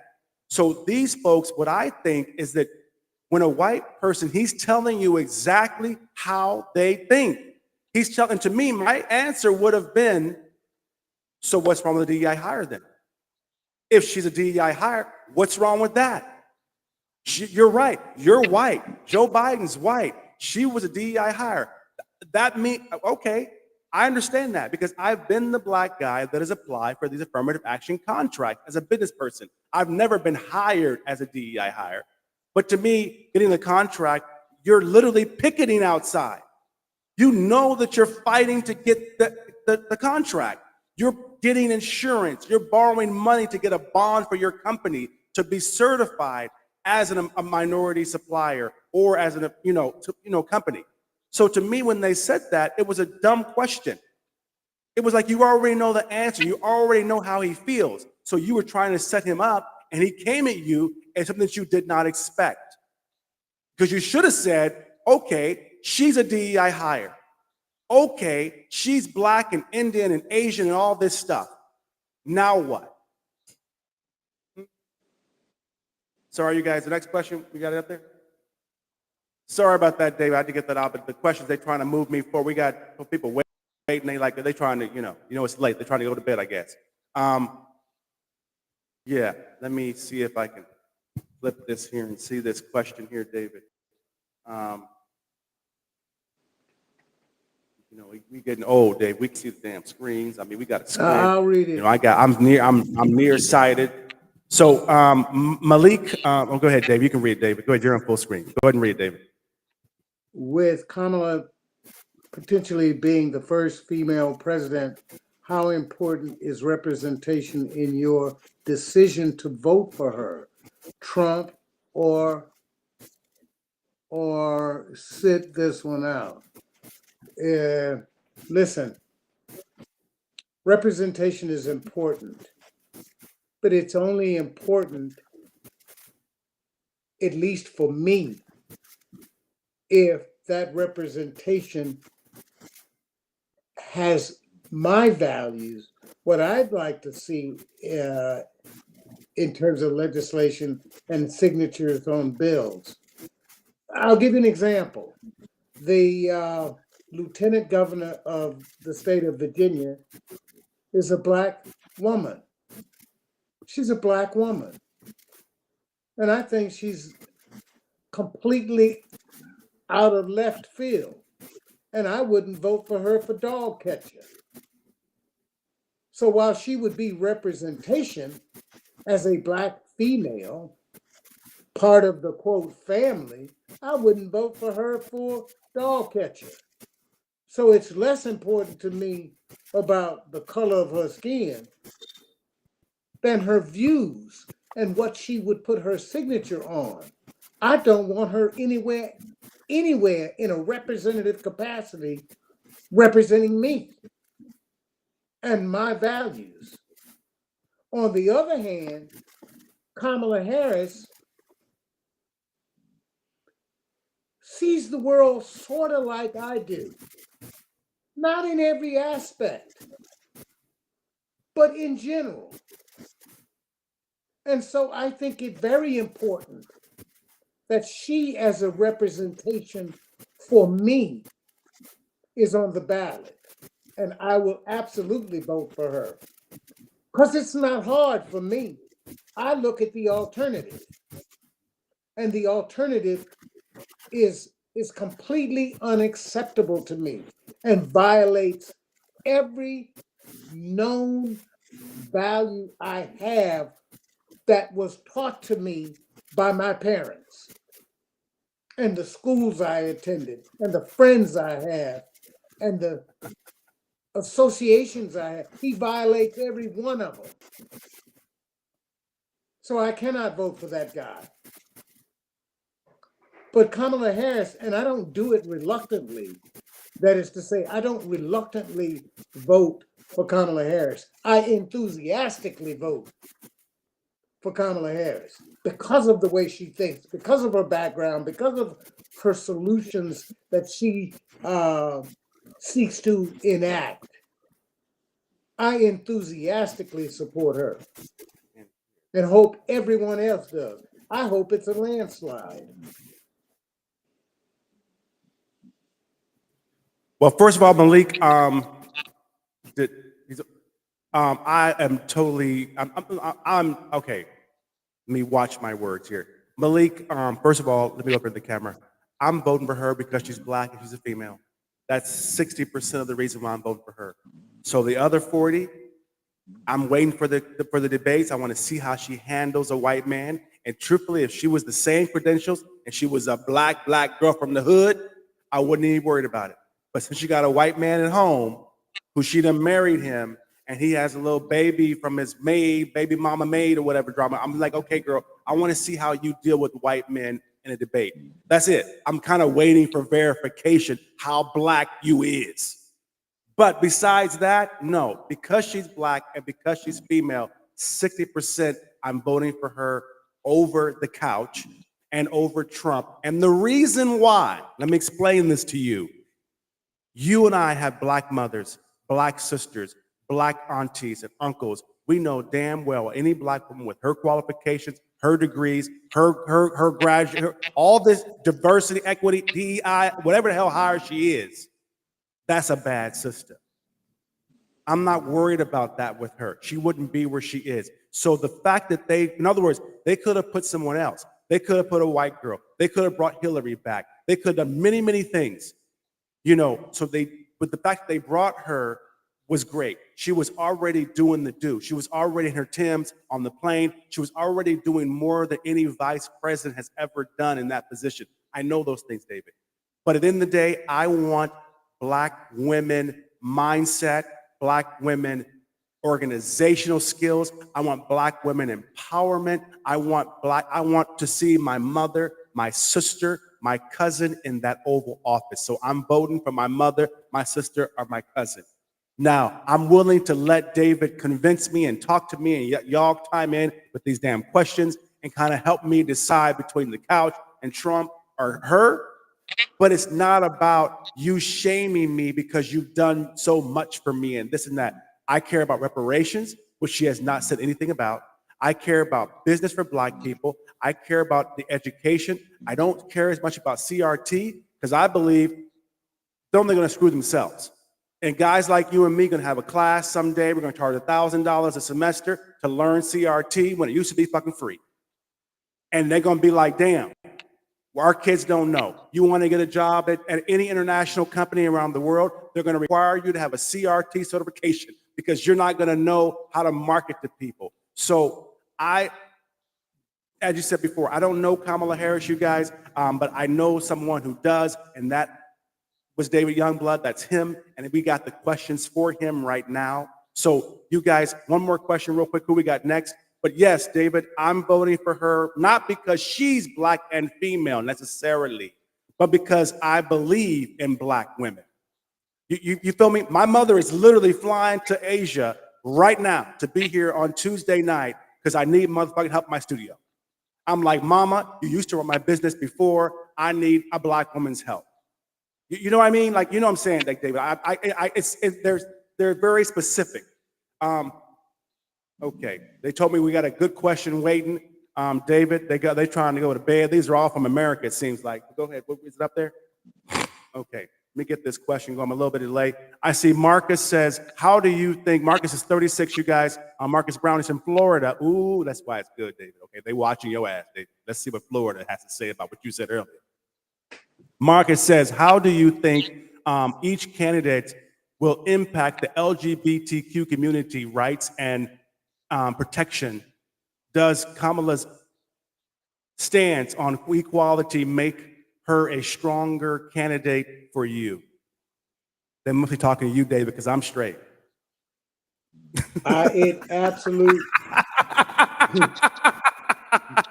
I'm sorry, but go ahead. That was just funny. Go ahead, Florida. It absolutely does make a difference to me, because one candidate will do everything in his power to try to remove the protections that are accorded to the LGBT community. One is absolutely committed to destroying the protections accorded to the LGBT community. One of those candidates is absolutely committed to protecting the rights of the LGBT community. And I'll let you guess which is which.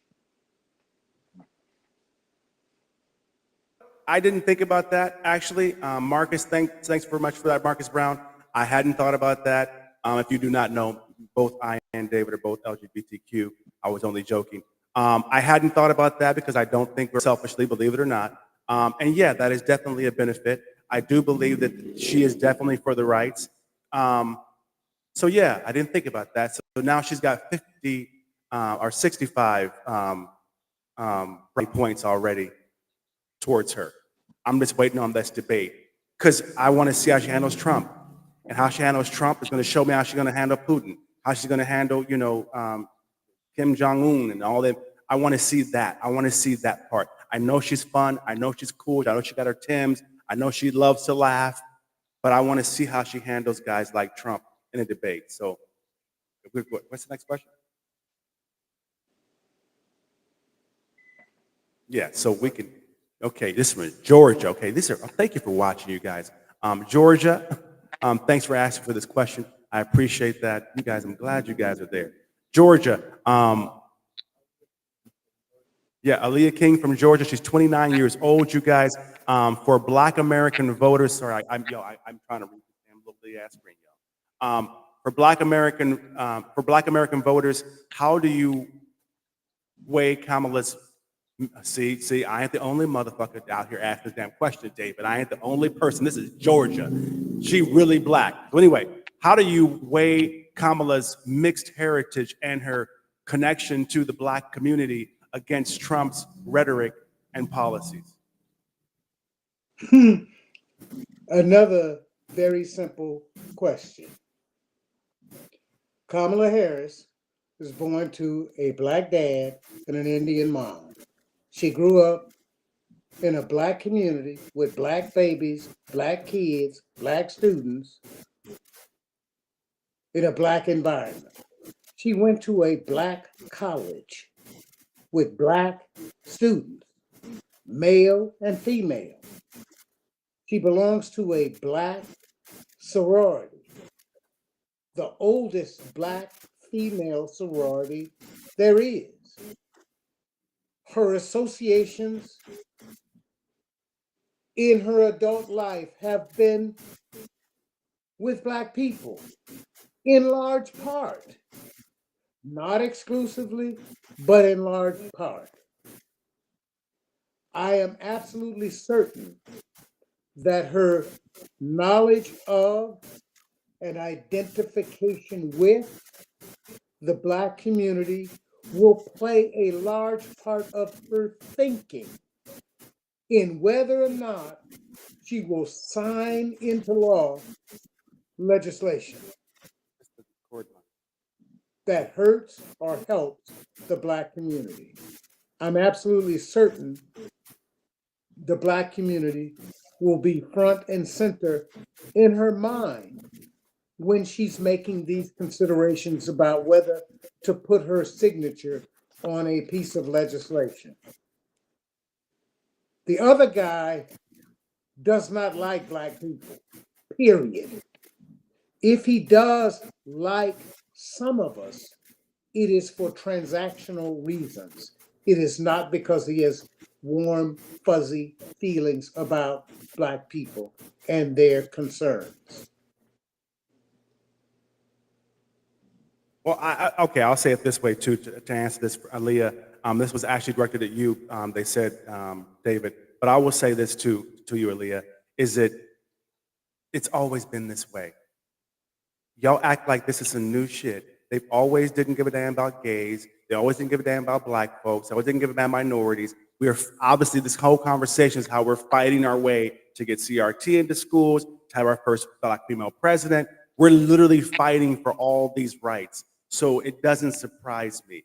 What I do like is that at the end of the day, when history is written, we did as Americans walk the walk and talk the talk and put a woman who happens to be black and Indian and Asian and young, which is a big plus for me. She's young, which is about going on 60, I think she is, into the White House. I want to see what that's about. I don't want to hear about how you know about what it's going to be and how it is, and the white guy this, and the white guy that, and this white guy is this, and I want to see for myself.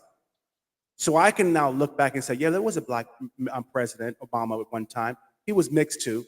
There was a black female president at one time. She was mixed too. And we can compare now. Not everybody can see what happens or doesn't happen. Because at the end of the day, you may not like Obama's policies or himself personally, but he didn't embarrass us.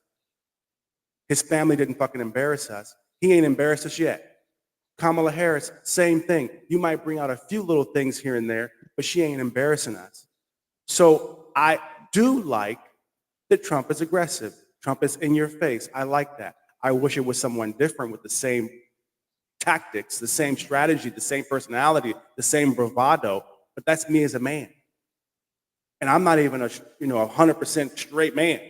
So I could imagine why he identifies with many straight black men. But the black thing and the gay support thing and all of that are part of why I'm supporting her. And like I said, if Kamala had been Republican with the same resume, I probably would have leaned towards her and a Republican too. Because I do like female, black, unless there's someone like David mentioned that specifically sucks, right? I do believe in the power of a black woman. I believe in the finesse. I believe that America, we need to see what happens around the world when she walks in, because everyone's not they don't push over America. She's irrelevant to that situation. They don't push us around. It doesn't matter what Trump does, and I got a video clip I can't play today because of the whole internet thing, but we had a clip to play, David, of Trump behind the scenes captured video of him threatening a international president. I think it was not I can't think of it. I don't want to say it. I don't want to say it, but like Al Qaeda, someone like that. I can't think of who it was. Saying he's threatening to bomb him, showed a picture of his house, said if you don't honor this and we leave and we gonna fuck you, blow you up. And I'm sitting there, Trump is saying this to this man. And it's hidden footage that we saw. I like that shit. But I'm gonna tell you this, a black woman can smile on your face, giggle and laugh, and have the same energy. So I'm going to see how she is. What's the next question we got? Last question here, David. Where's it from? You can read this one, David, since you can squint this time. I can sit here and look pretty and not look all crazy in the camera.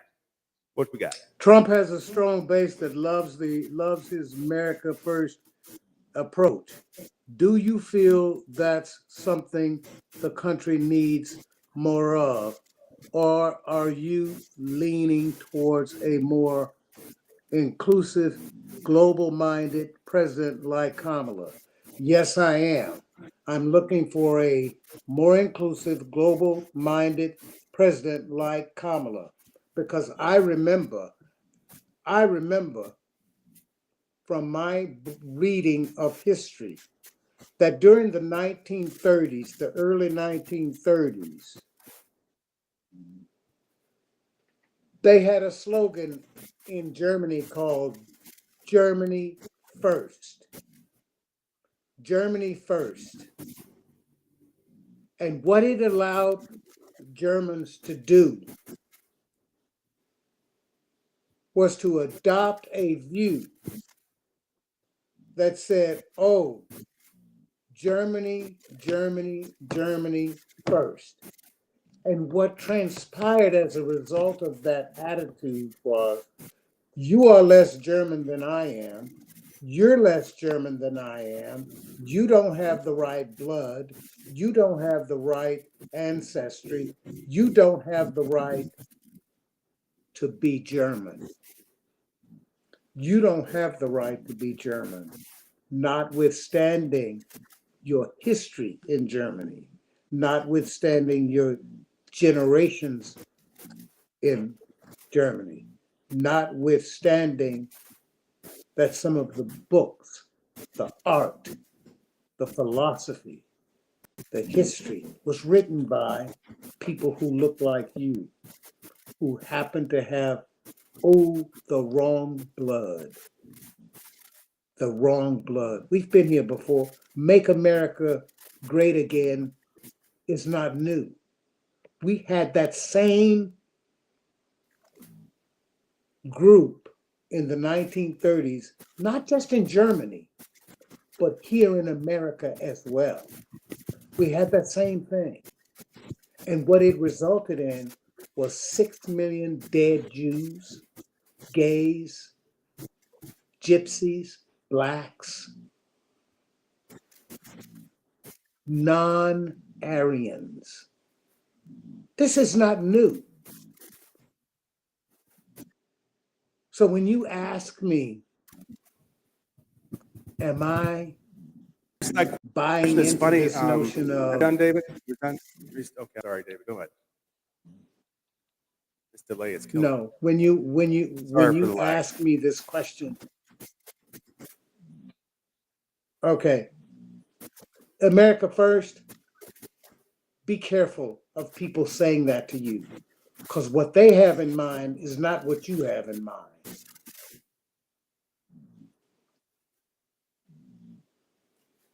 Well, I'm gonna say this to Jamal Thompson is I gotta admit, you guys, later on we can play when they do the edits, we can throw in, we've played, I think that's where this is coming from, Jamal. By the way, Jamal Thompson, shout out to you, 25 from Michigan. How you doing, brother? Thanks for being here. We can insert the commercial from Kamala Harris and Trump right about here sometime. You guys can go back or you can look in the links in this comment and you can see the commercials he's talking about. And one, of course, is America First. We will not lose. We will not fail. Da, da, da, da, da. That's Trump. And then, of course, Beyonce and Kamala has the freedom, commercial, the thing that she's doing. Okay, let me put this caveat. Why the fuck can we not just put both commercials together and make one badass American commercial? That being said, I love Trump's commercial. That commercial, when I showcased that commercial, it's hard to find. It got over 400,000 views I've had on that video so far, David. 400,000 views on Trump's video when we promoted his commercial. We got about 500 or 800 for Kamala's commercial. I'm just saying. Just saying, y'all. I don't know why. I don't know who. I haven't looked at myself at the comments. The team is the one that answered all the thousands of comments on that video. But I feel. Oh, go ahead, David. Go ahead. I'm sorry. The fact that it's gotten 400,000 views, the fact that it has gotten 400,000 views is not the important. It just shows interest to me. That's all that shows interest to me about what I'm saying. I didn't say anything about good or bad commercial. Right. I was just asking, what do you guys think? I'm just saying interest-wise, right? Because I think, because he mentioned Trump first. That's why I thought of that before he mentioned Kamala. That's what made me think America's first.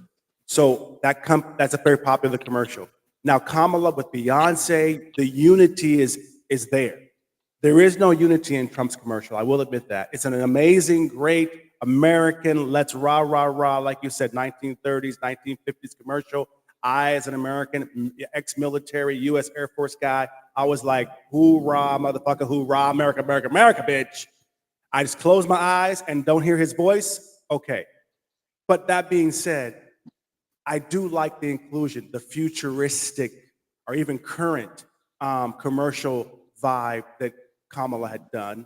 But of course, that is the Democrats. The Democrats are the diverse party. Of course, Beyonce endorsed her. Of course, Beyonce's mother endorsed her. Why Trump can't get anyone to let him use their songs, Beyonce pretty much wrote a damn song for her and gave her the whole damn, video. So, and I didn't like the whole, Megan Thee Stallion twerking thing at the thing, But at the end of the day, we're all Americans. You can talk shit if you want. The strippers are American. What is hers? What is it? What is her campaign, Megan Thee Stallion? To the polls. I forgot what it is. Hotties to the polls, or ballers to the polls, or hot girls to the polls, whatever she said. My point is, they are more inclusive. That's just the way it is. That's the way they are. But slowly, folks are moving towards the right a little bit more, including but not limited to the couch. So that being said, again, Jamal, I wish they could just put them both together and have had one great American commercial that was powerful, and we want to be strong. We want America to be robust and all these things, as well as appreciating the reason that we're going to be so strong and we're going to be so robust is because we're fucking diverse. That's our advantage. Otherwise, it's Japanese, it's Chinese, it's Filipino. The benefit is that we are everybody. That's the power. You know, we're everybody. So we have the best of the entire world in America. But we're so divisive that we don't realize we got the best Hicks, we got the best racists, we got the best blacks, the best Jews, the best Mexicans, the best Filipinos. Everybody goes to America to survive, and we're number one everywhere. But instead of them coming together, which have never happened, and having a great campaign for America, I have to decide between one or the other. I did like the Trump commercial, though, David. And you probably did see it at this point. I liked that commercial. I liked it, but it is, you're right, David. We're doing better now than we've ever done in history. America, despite what they say, we've got millionaires and billionaires popping up. The black community could do better, but you know what, black folks, they're only comparing black folks to white folks. If you look at the Mexicans, the Aitas, the Aborigines, we're doing better than most. So we need to be complimenting ourselves. And so when you keep that in mind, you understand Kamala's commercial. She's pretty much saying there's nothing wrong with America right now. We need to work on crime. We need to work on healthcare. We need to maintain these things. Maybe we need to get back Roe v. Wade, things like that. Women's right to choose. Those may be issues, but mind you, to me, those are not issues that we have as black people. Those are issues that America is having. And if you're a black person or a white person or a Mexican person, get your passport, you can travel, you can go see the rest of the world. It's not the world that it was yesterday. So I like that, David. I liked her commercial with the unity, but I do lean into the whole American pride, American flags, and apple pie.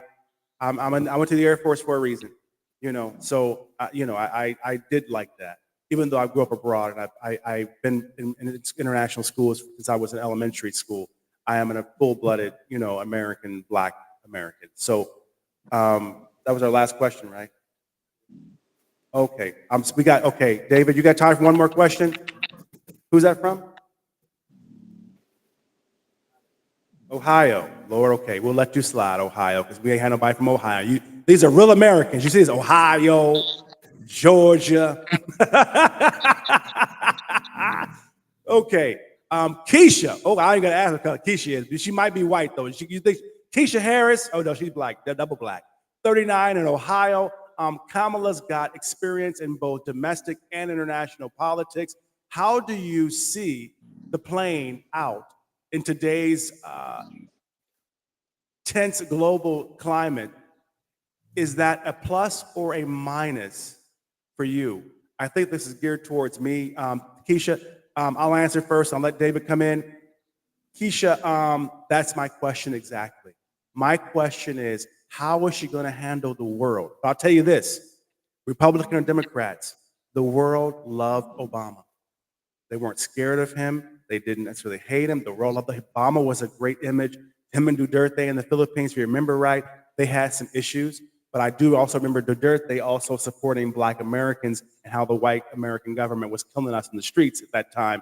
This is around the George Floyd era, right? So even he chimed in an interview about that. I have that on my channel as well. But I'll say this, I believe she could actually be better internationally. But if I'm correct on the fact that we don't have all the enemies, I've heard in news that this is the first time that we don't really have any wars going on anywhere in the world. So if this is a peaceful or becoming a peaceful time, I believe a Black female, including but not limited to Kamala Harris, would be great right now. It would cleanse. It would cleanse things.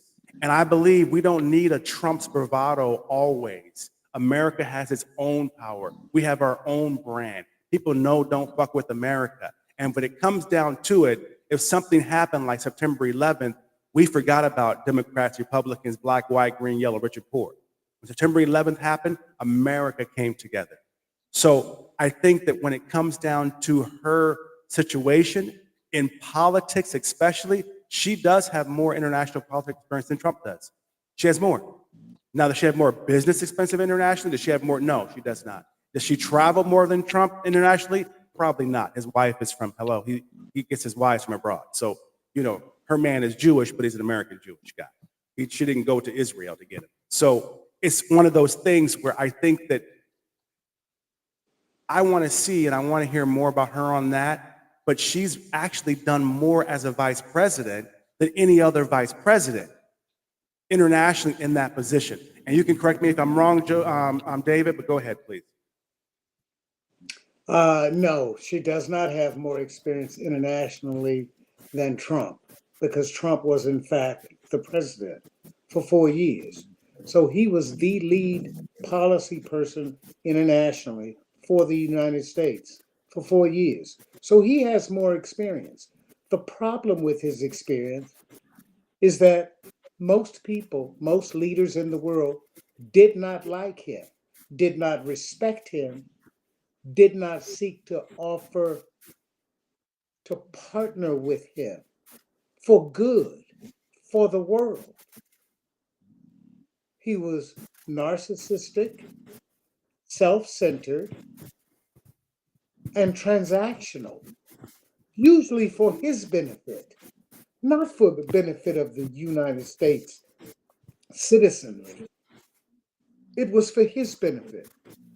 That's why, in this tense global environment where hostilities are breaking out everywhere and we really need to be careful and thoughtful, I think Kamala Harris would be a fresh breath of fresh air internationally. There's no guarantee that war won't break out anywhere in the world or any of that under Kamala. But I do believe that breath of fresh air can lend a different kind of lens on the problems of the world, and maybe even achieve some real successes in moving the world forward and away from war and poverty and people having to leave their places of birth because of climate change and because of war and because of greed and because of poverty. I think perhaps a new breath of fresh air, a new look, a new lens can be helpful. And that's what I'm hopeful of when I cast a ballot for Kamala Harris. I know what Trump is going to give us.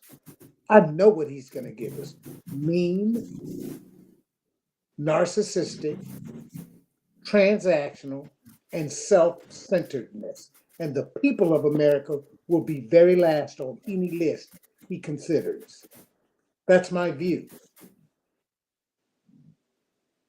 Well, David, thank you very much, brother. And Keisha, thanks for that question. My last words with that is just that I agree with David 100%. I do believe she has more experience than Trump in the whole international thing. And I'm just saying that to say, yeah, because he wasn't very good at it. That's what I meant to say. I didn't mean that more hours clocked in or whatever. I believe as a president, all he did not visit as many people. He did not run around as much. He had certain favorites. I believe that she, even as vice president, she has done a lot. more than any other vice president. Traveling, being involved. You know what she stood for before she even went for president, which usually we don't know what the vice president's even fucking doing. So that's what I meant by more experience. But brother, I thank you very much, Dave, for being here. You have any last words you want to say of why I'm black, you guys? Why the hell should I vote for Kamala Harris? Any last words, David? Vote for Kamala Harris for a better future for all of us.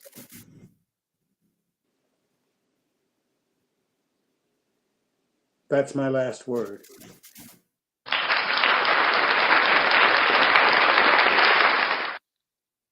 Thank you, brother. I appreciate it, brother. I know it's late for you in America. I appreciate you being here, David. Man, we're going to do this another time. We're going to do it. We're going to look for her debates. We're going to lead her to the debates. I'm going to do this again. I want to get Senator David Haley on here as well. He's a Democratic senator in Kansas. I think he's been waiting to come on. I think he was watching tonight as well, had a few comments. Thanks, David. I'm going to get you back in here another time. And thank you. Enjoy your evening, brother. And I'm glad that you're here. I'm still undecided, brother. But I'm only undecided waiting for the damn debates. I want to see how she does because she got a white man at home. She might be a little weak towards a white man. I don't know. We're going to find out. I do like how she be talking, though. Like, come for me, come and say it to my face. That's what I like. Say it. I'll talk like that. You got me. That's why I want a black girl. But thanks for being here, David. Have a good day, brother. And you guys, thank you. You've been here for the entire. Thank you, too, brother. If you've been here for the entire show, I want to thank you guys very much. Sorry for the difficulties we had with technical stuff earlier, but the title that we had, the things we put in there, you guys, they kind of were blocking us. This is a very hot topic, it's a very touchy topic. Facebook, YouTube block a lot of it. If you're at KareemAntonio.com, they never block our shows there at our show. If you click on my shows, it shows you all of our top shows. Of course, our YouTube is where everything's at, of course, as well. We got over 600 videos on our YouTube channel. So I'm going to thank you guys for being here for that. But again, I'm black, you guys, and why the fuck should I vote for Kamala Harris and not Donald Trump and not the couch? That was the title of this episode, you guys. We changed it on the thumbnail just so it would go through the scanners out there. But that was the question. We'll update this. We'll add the edits in, put the little commercials in, because you guys missed all the commercials, missed all the intros, you missed all the good stuff, y'all. It was a good episode we had planned for y'all. We had to just go right to the show because we were already late.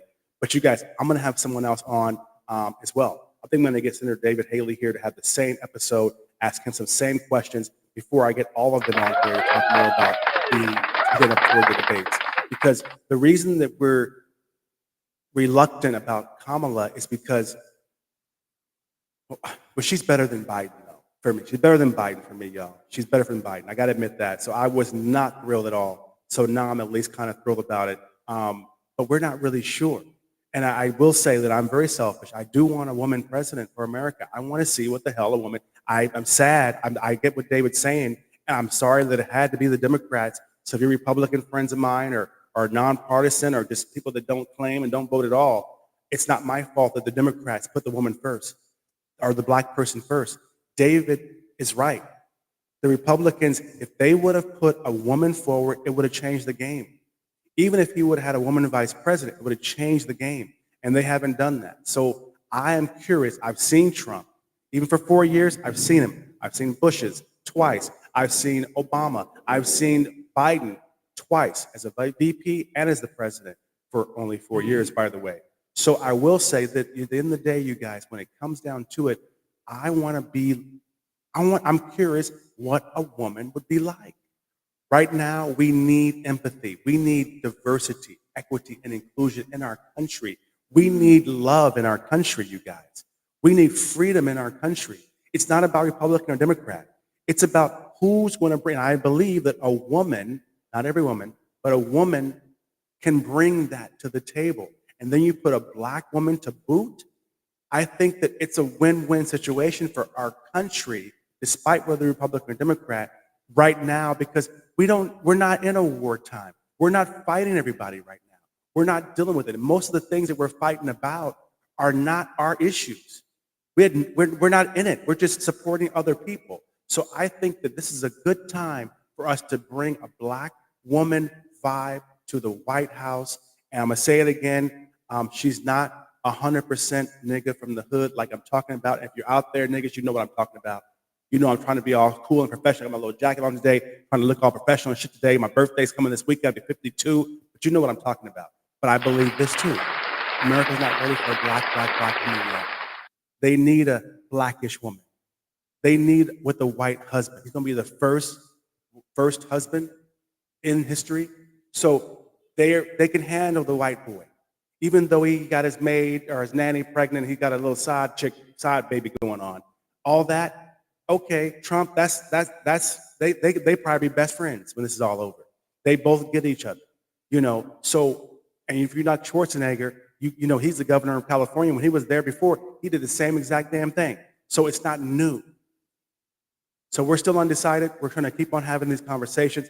You guys, 20 of you, I think, thank you for these questions. That was amazing. And thanks for staying this whole time to hear your questions.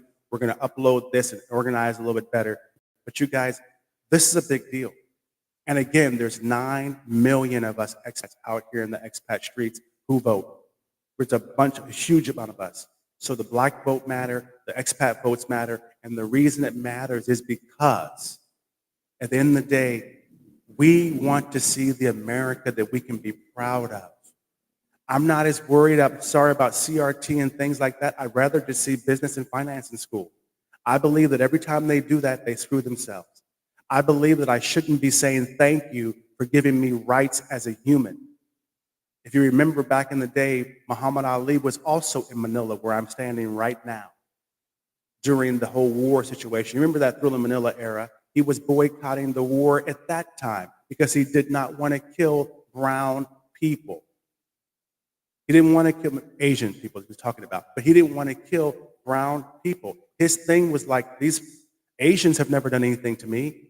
The white man's the one holding me down, not the Asian guy. That was his quote. And the Marcos family, who just happens to be in power right now, again, in this country, welcomed him, hosted him. We've shown those articles and those things as well as that. So this is like deja vu, actually. So I don't think that I should be saying, thank you, white guy, Joe Biden, for giving me or helping me keep, or Democrats for helping me keep the rights that God already gave me. Just something in my head blocks me from saying thank you to that.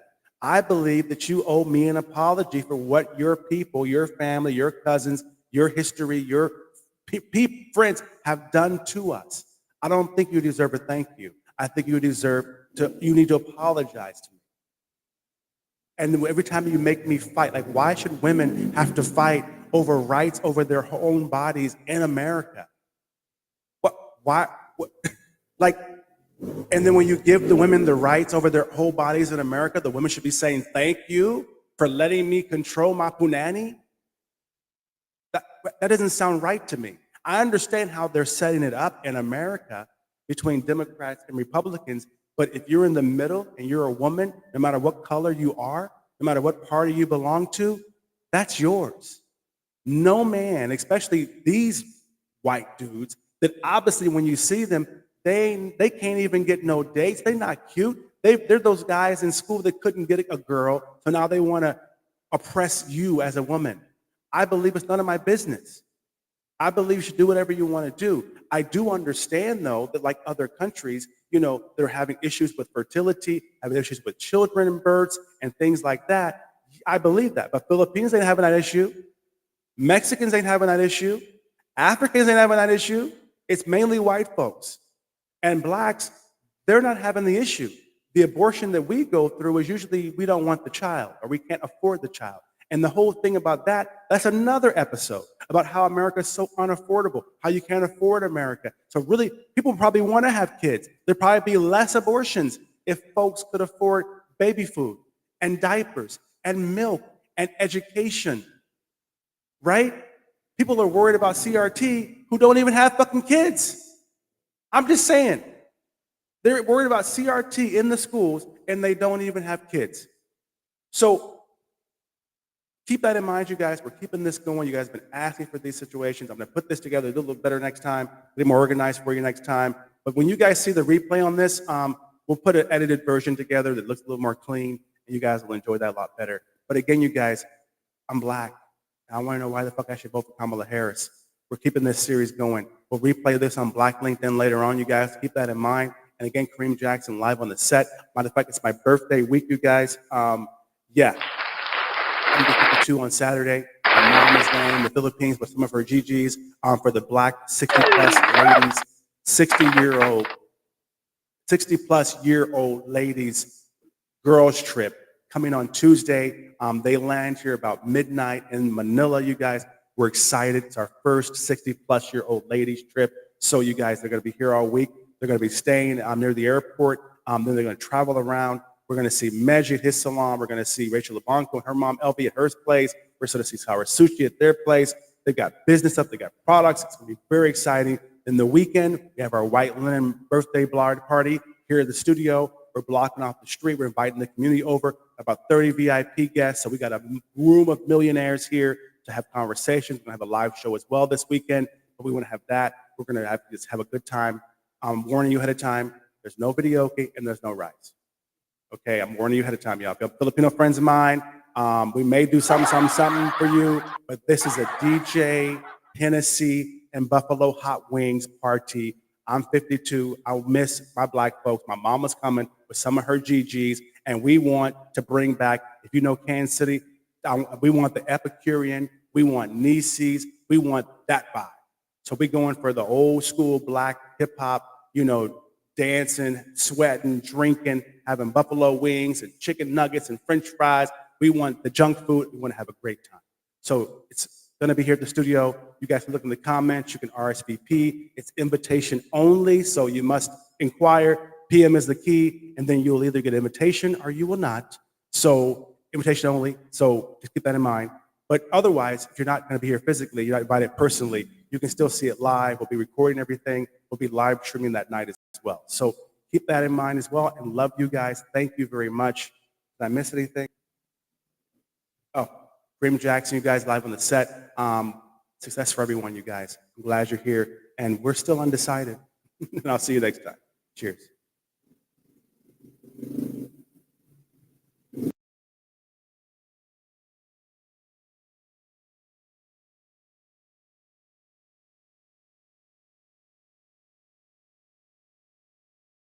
You were live on the set. I've got some news to tell you.